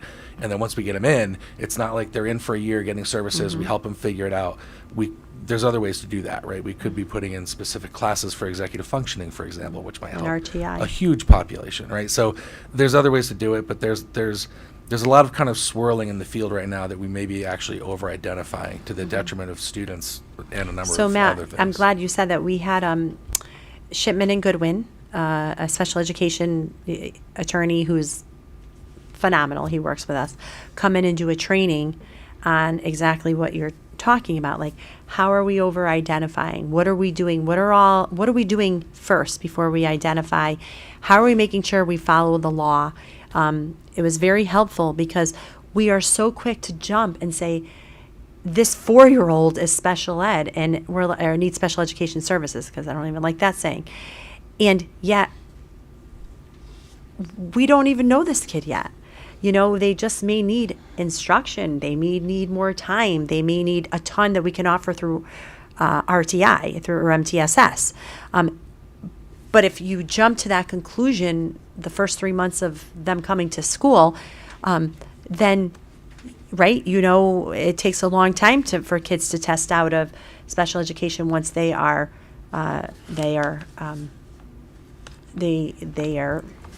It's not a life special ed. sentence, but once they're getting services, it's- they're getting services usually for a while. Right. Yeah. And there's a whole lot we can look at, and we can talk about this separately. But when we talk about, like, you know, tiered interventions, Yeah, and we have if they're being done with fidelity, Yeah. then they can be very effective. A lot of times, though, you see kids push through tiered interventions until they get into special ed, Yeah. where tiered intervention is almost like kind of it's really more of delaying special Yeah, education it's like services. yeah. If you were doing it, you know, not saying we're not doing it with fidelity, but I know it does happen. Right. Where, you know, the tiered interventions maybe aren't designed Yeah. the best way they could for the individual. Yeah. And And you're right. There are most of the time, I feel like we're doing it with fidelity. We have a great plan. We train our interventionists. We train our paras. But there are times when we have 7 people absent and we don't have enough people and they're covering classes. And so what kind of fidelity? We agree with you. I'll never tell you that we don't have weaknesses. And we have struggled with interventionists. The good thing is our really good interventionists have become teachers in our district. So they have the training and they become teachers. They get trained here and then they go on because of the shortage to get jobs, full-time jobs. but a lot of training does go into them. Carrie and her team do a great job, but that is correct. What percentage of our students district-wide require additional services? Under special education or MTSS? I'm not. Tiered supports? I would say what? I feel like we've seen At that least 30 in the maybe? past. I don't want to say a number. I could find out. We could definitely get a number, but I'd hate to be wrong. So I. And it's different in every subject too. Well, I get So- asked, people say school budget, and I say, well, in special ed, there's certain drivers. Well, how many kids are, what are we talking about? Yeah, we have So to with report special those education, we numbers, have a number. So we have them. I don't have the percentage, I have the actual. Chad, we have the actual number, yeah. So how many students do we have that receive? Yeah. About like 280, but it fluctuates with IEPs. So Out of how many out of students 2,000 in kids. I think this was all in the ESS report, wasn't it? Yeah, I out know of- we went over this at one point. So we're I at, mean, that's, I haven't checked it in quite a while, but we can get you the actual. yeah, we can get you the actual numbers and the kids that are receiving MTSS, and they could be receiving MTSS and, Acronym, multi-tiered yeah. service of instruction, tiered instruction And service. so, I apologize. I feel Through like regular ed. we've kind of veered Sorry. off course. I feel Forget. like we've kind of veered off course from talking more specifically about budgets and numbers and into what's actually driving some of these things. I apologize. Well, I'm happy because you Let's- care about kids, so I can talk about this till midnight. I know you all Let's- want to go home. I mean, Well, I don't want to hold everybody up either. I think it's relevant, but I think let's Which get back page are into you the on? numbers and take a look at The more of requested this. budget, yeah. All right, we're gonna get there right now. Reductions to the requested budget. So Kelly Cloutier has a question on that slide. So mine's from Mr. Kuckel or Ms. Maher. So for these uniforms we talk about every year, is there Kelly and Andrew. is there like a certain protocol you have to go through? Because just knowing, like, as my kids play town travel sports, that you can get like a uniform packet for $200 per kid. So I was trying to figure out why it's costing so much to try to get these kids actual matching uniforms. We are the home of the champions, okay? So we need matching uniforms. I tease that all the time. Season, before the labels start coming off. Yeah. Part of it is we used to get uniforms, like every team used to get them once in a 4-year cycle, so every kid that came through would at least have a new uniform every time they came through. The problem is we keep getting cut more and more every year, and the cost of everything keeps going up. So when you get cut more and the cost keeps rising, there's more and more every year you end up cutting. In this budget too, we also have state law mandates of reconditioning equipment. Like we have to send our football helmets, our shoulder pads, all that has to go out every year regardless. And unfortunately, sometimes we get told by them, it didn't make the cut, it's gone. And then we have to replenish that equipment that sometimes more is denied than we had expected, so that automatically has to go in. Our boys lacrosse equipment has to go out to be reconditioned, so off the top, those are the first things we're taking care of before we even look at uniforms.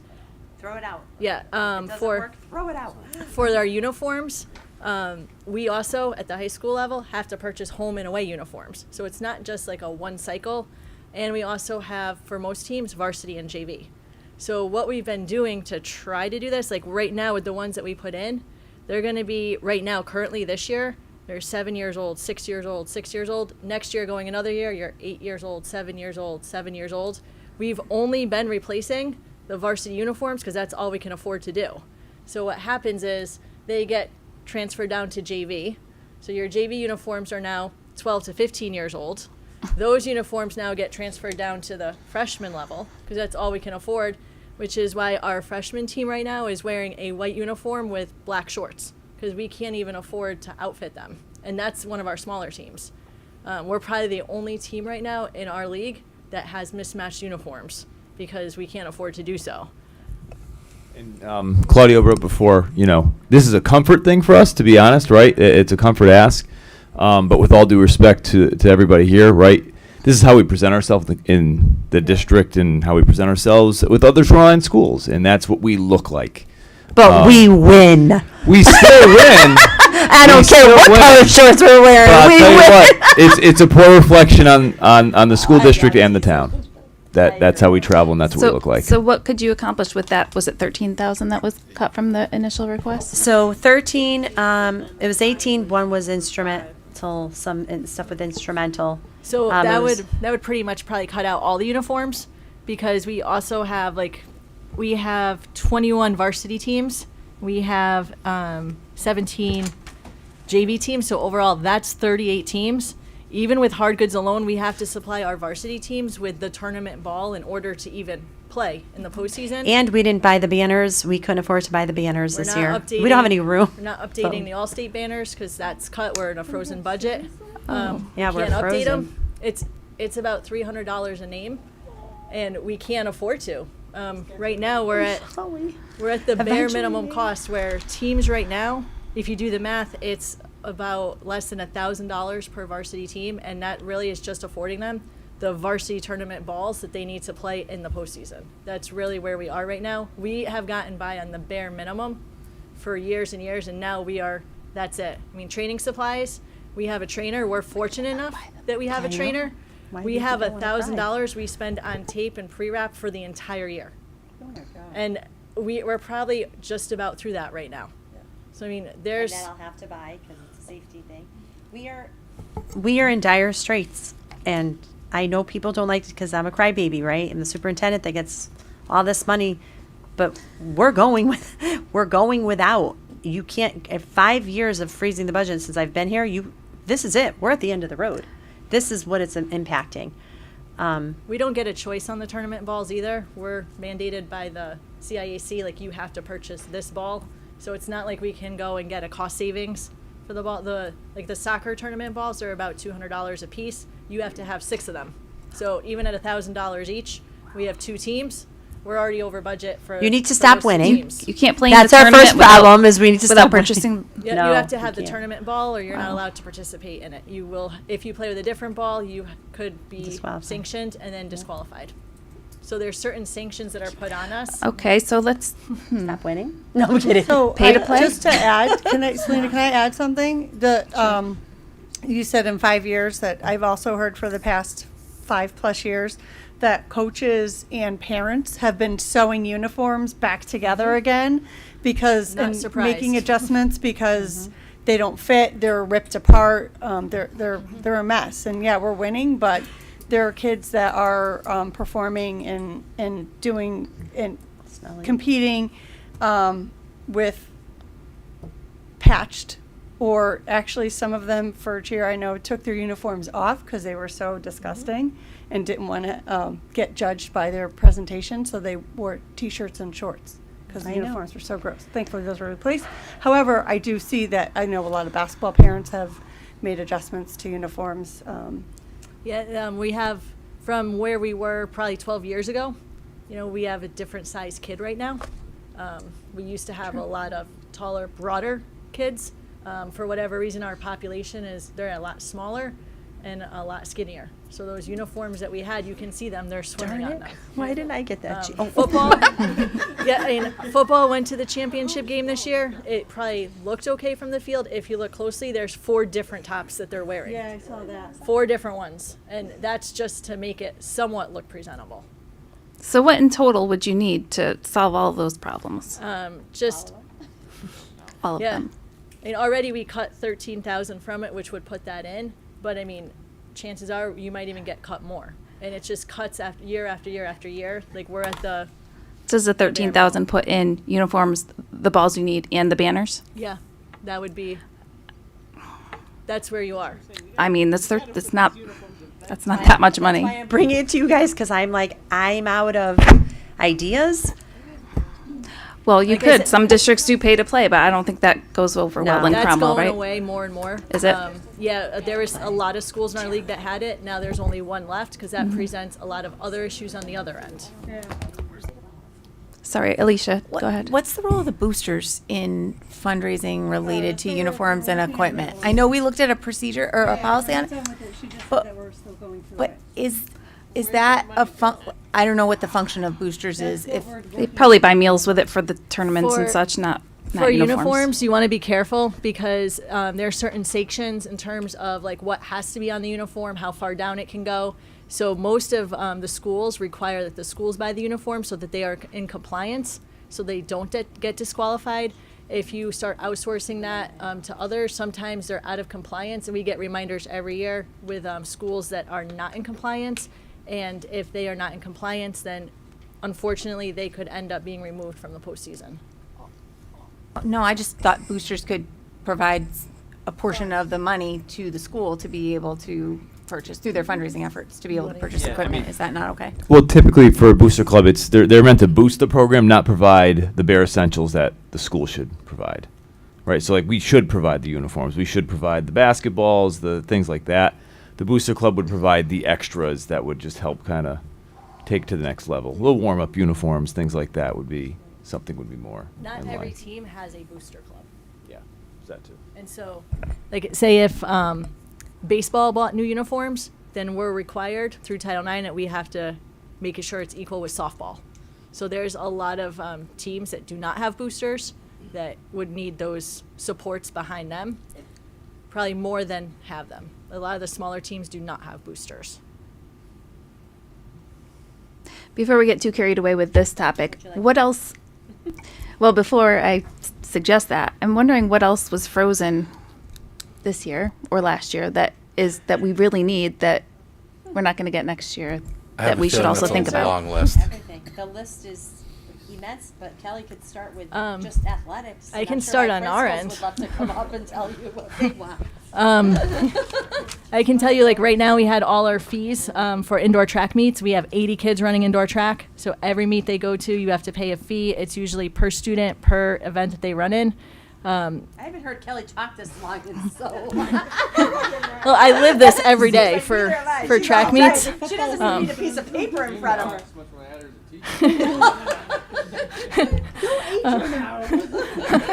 You're aging me. Yeah.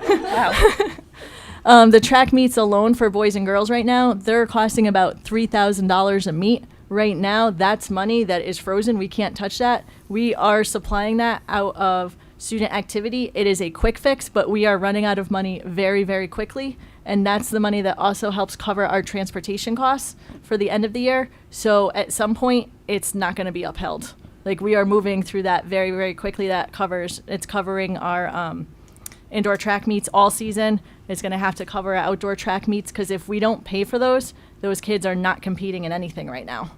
Cheerleading was there. Unfortunately, we had some injuries, so they had to pull out, but that would have covered the cheerleading meets, I guess you could say, and any other unexpected costs that come up along the way.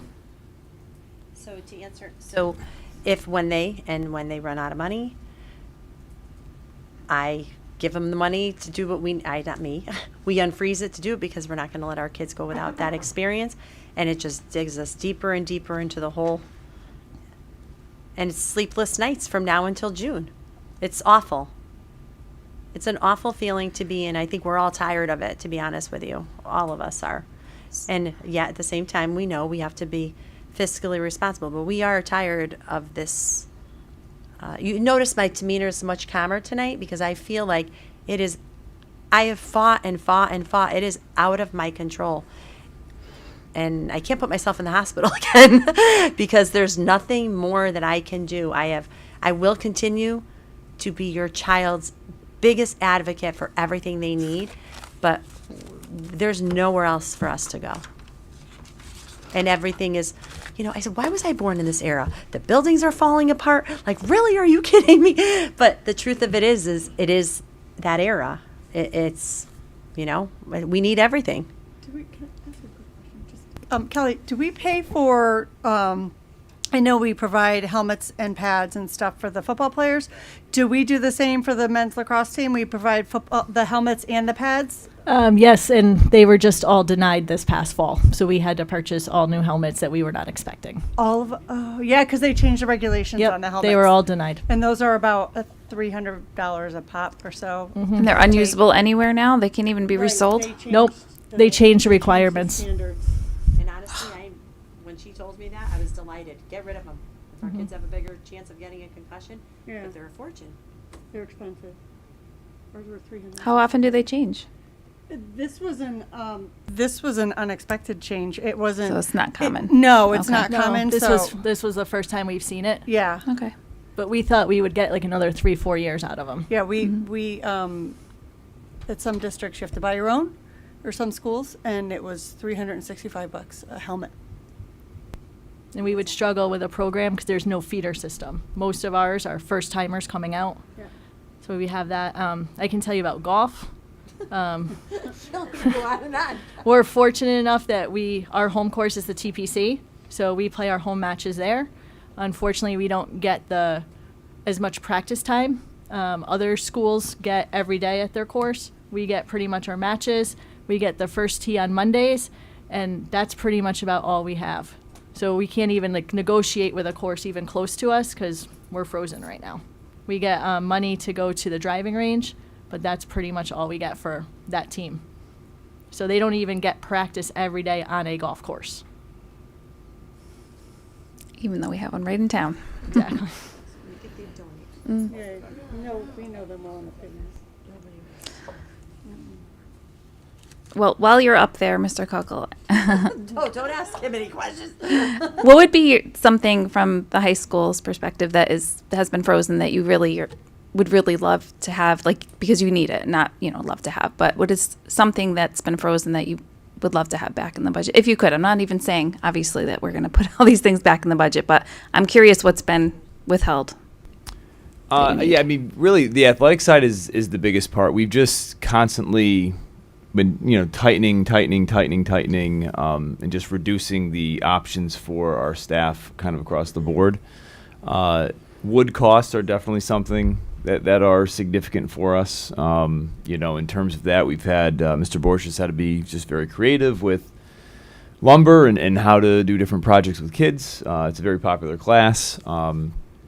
But overall, it's just, in general, it's just constantly, there's really there never really is room right now for some of these things, but we're getting to a point now where we're kind of like behind as we put off all these other, for us, it's a lot of small purchases, I would say, that add up to, over time. Like even something as simple as the TI-84 calculators, for our math classes, and, we put that off, all right, we put that off 2 years, now 3 years, and we need them at some point. We need to replenish and replace.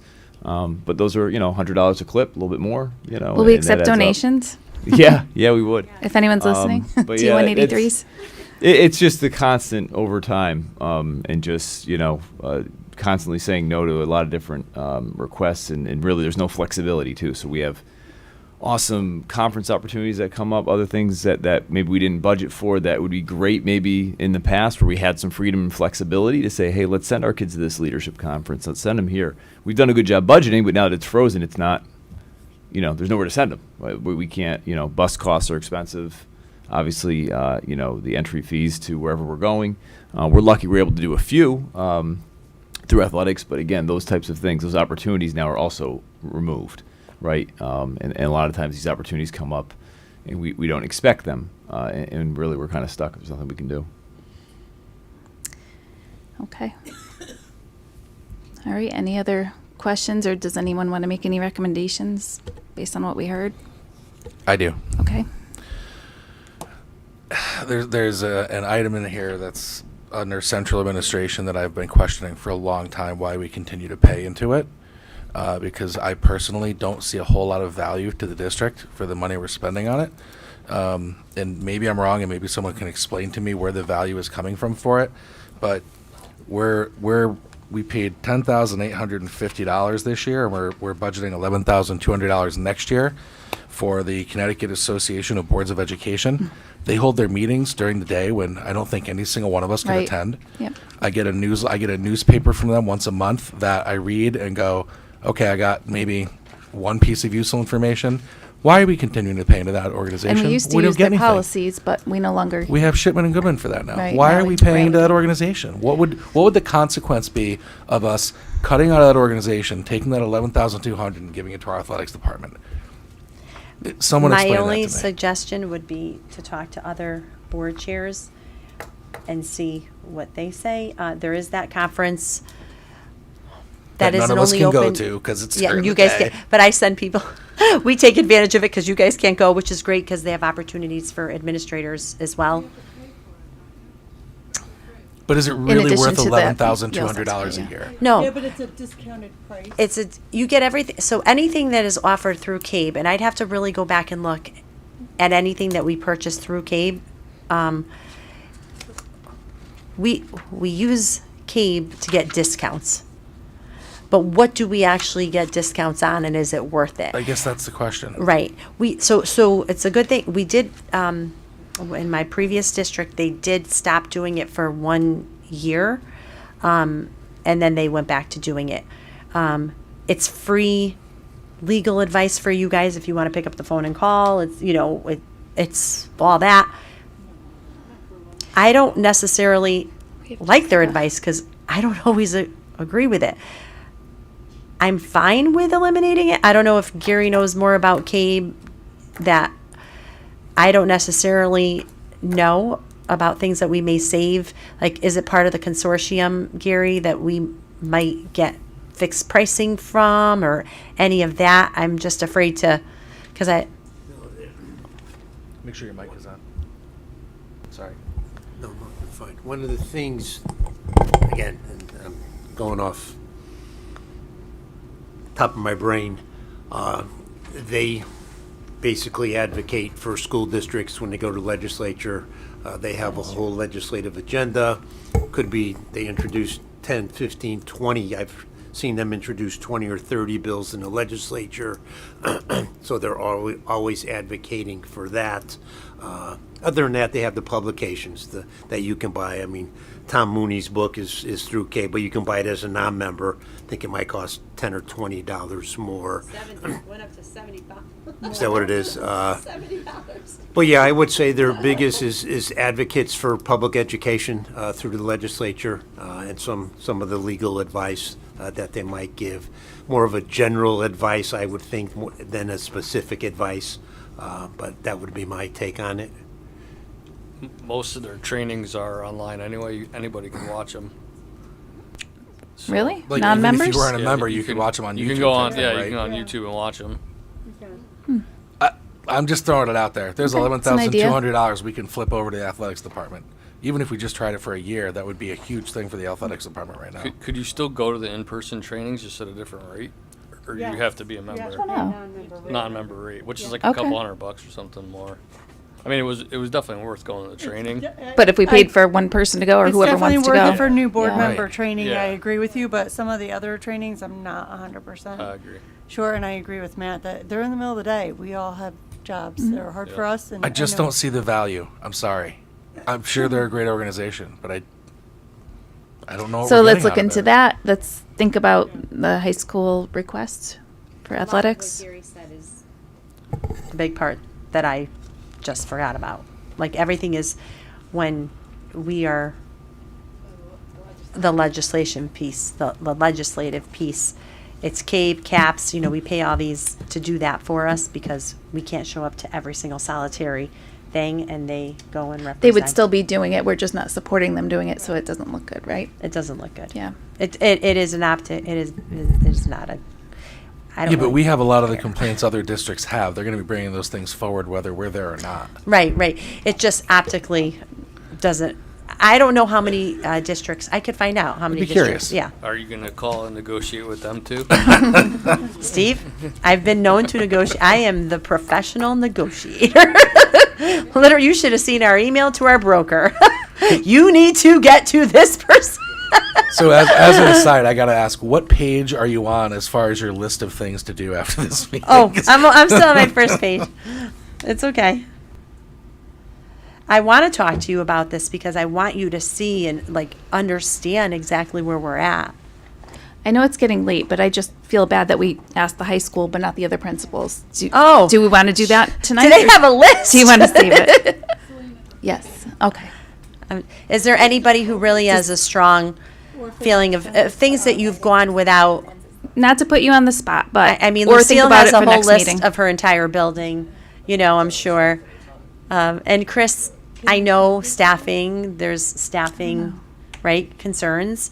ESL, I think they would agree with me as well, but other staffing concerns, you know, where we have to really be careful. Tell me if I'm speaking for you and I'm leaving anything out. Anything else?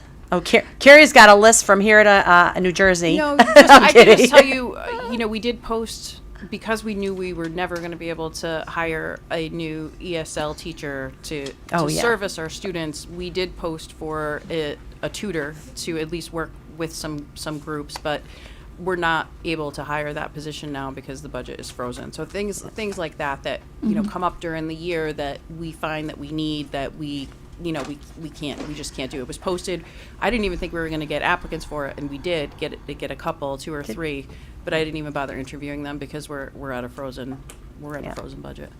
People are one thing that's a larger request, but I guess I'm thinking of like items, the items supplies. that they've gone without. If they need it for like right now, Carrie, we're frozen. Carrie's like, I cannot write these units of instruction without these materials. They're rigorous materials, and it's $20,000, and she had it encumbered. I said, order it.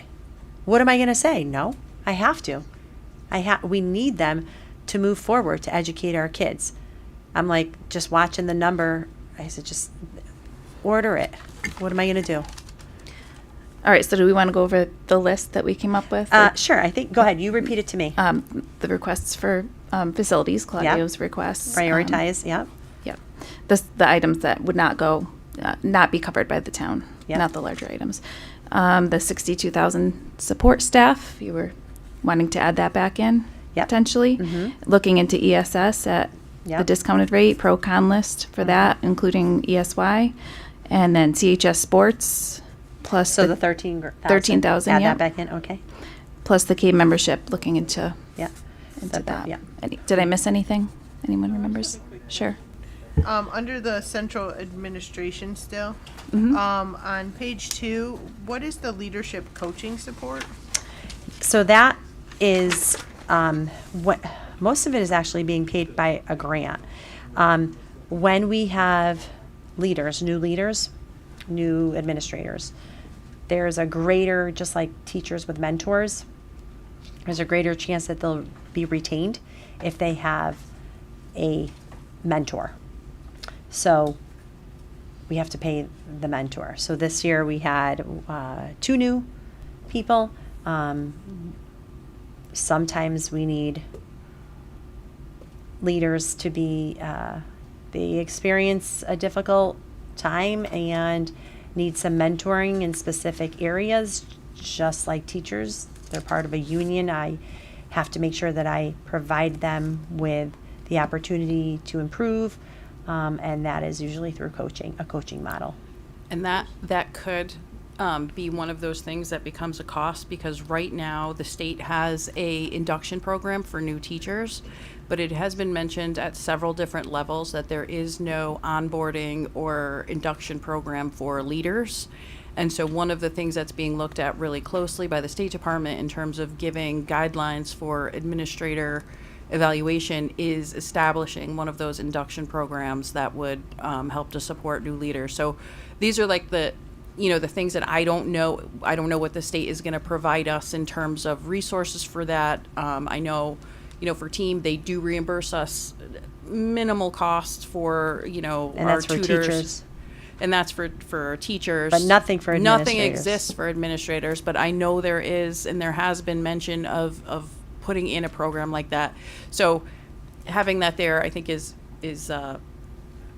not only do we use it now, but that number could get bigger because we might be required to have it. It could become a mandate. A lot of administrators are going into it 2-3 years, can't take the stress, and because of the lack of training and leave the profession altogether. So this is the right thing to do. It was just a big number. Yeah. And we're not anywhere near spending this big number right now. Anything else at all?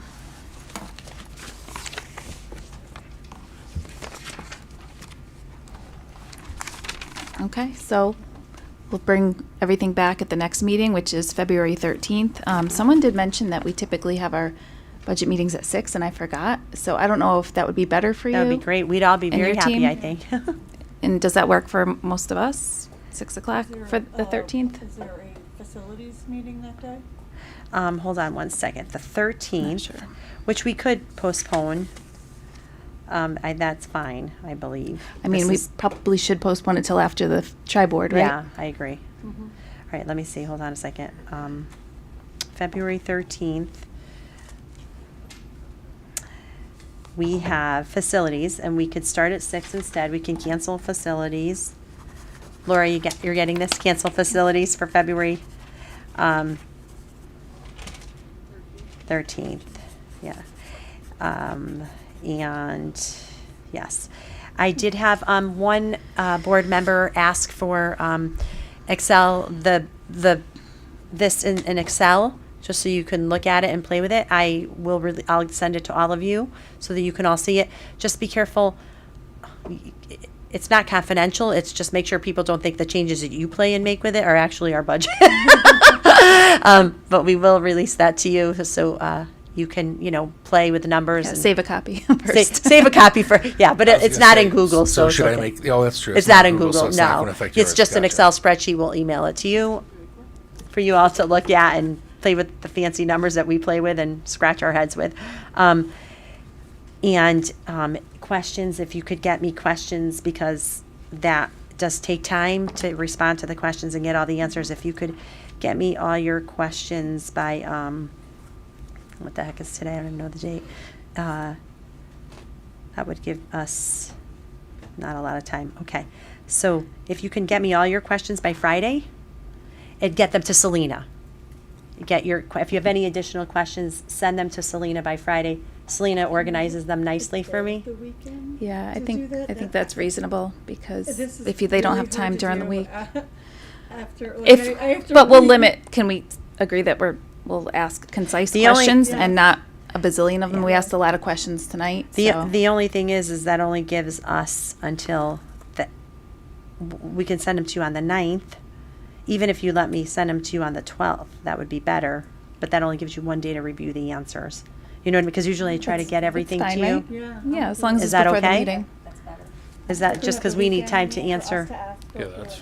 I just have a few other things to do as the superintendent. No, I'm kidding. Just a couple. All right, so if you get them to me by Monday, February Fifth. 5th. Selena by the 4th. Yeah, but if whatever. I work on weekends. I do. It Yeah, doesn't you matter. do. Send them all out. And then Okay, and then you'll respond before the meeting. And then Monday we the will 12th. do our very best to get everything answered. I'll try to get them to you by the 9th or the 10th, but definitely by the 12th. Is that okay?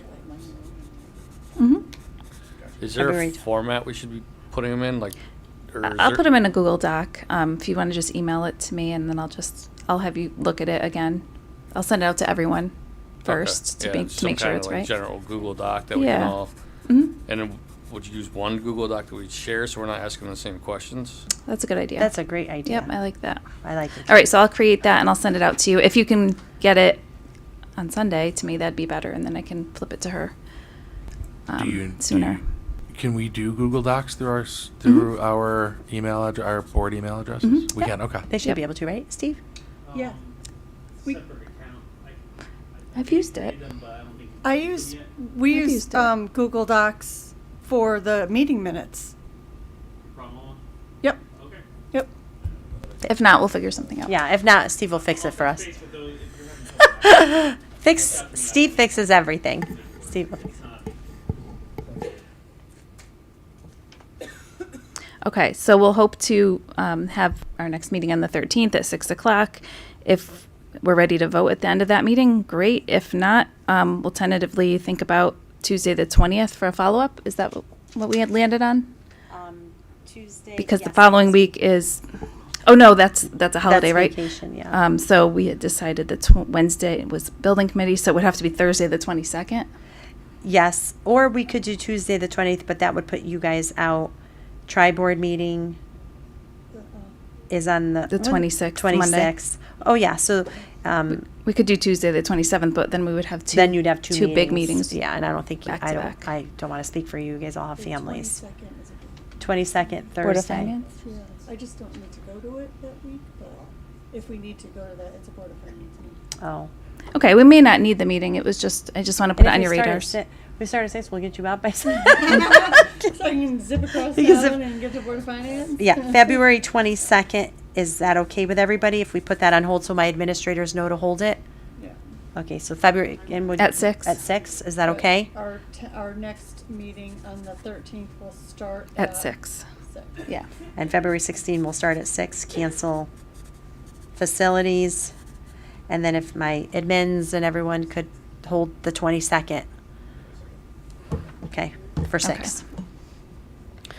Thank you all very much, and thank you for your wonderful questions, and thank you for caring about our kids and really actually listening to our problems. We really want to do well by our students, everybody here, that's what we all want. And I really feel that way with all of you, so I'm grateful for that. Yes, let's send this administrators home because Andrew's gonna do laps back and forth around the Thank you, everyone. Thank you all for being here. I know it was a long meeting. Yes. All right, so let's breeze through the rest of this. Action, approval of minutes and motions from the January 9th regular meeting. Is there a motion? Kelly Cloutier made the motion for the minutes. Is there a second? Second.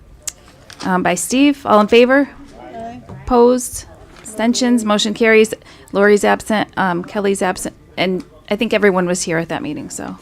We'll move on to the second read of administration of medication, the policy from Shipman that's been brought to us from the policy committee. I think at policy, since Lori's not here, I'll just mention, or Catherine, you were there. Do you want to very quickly mention the plan going forward with?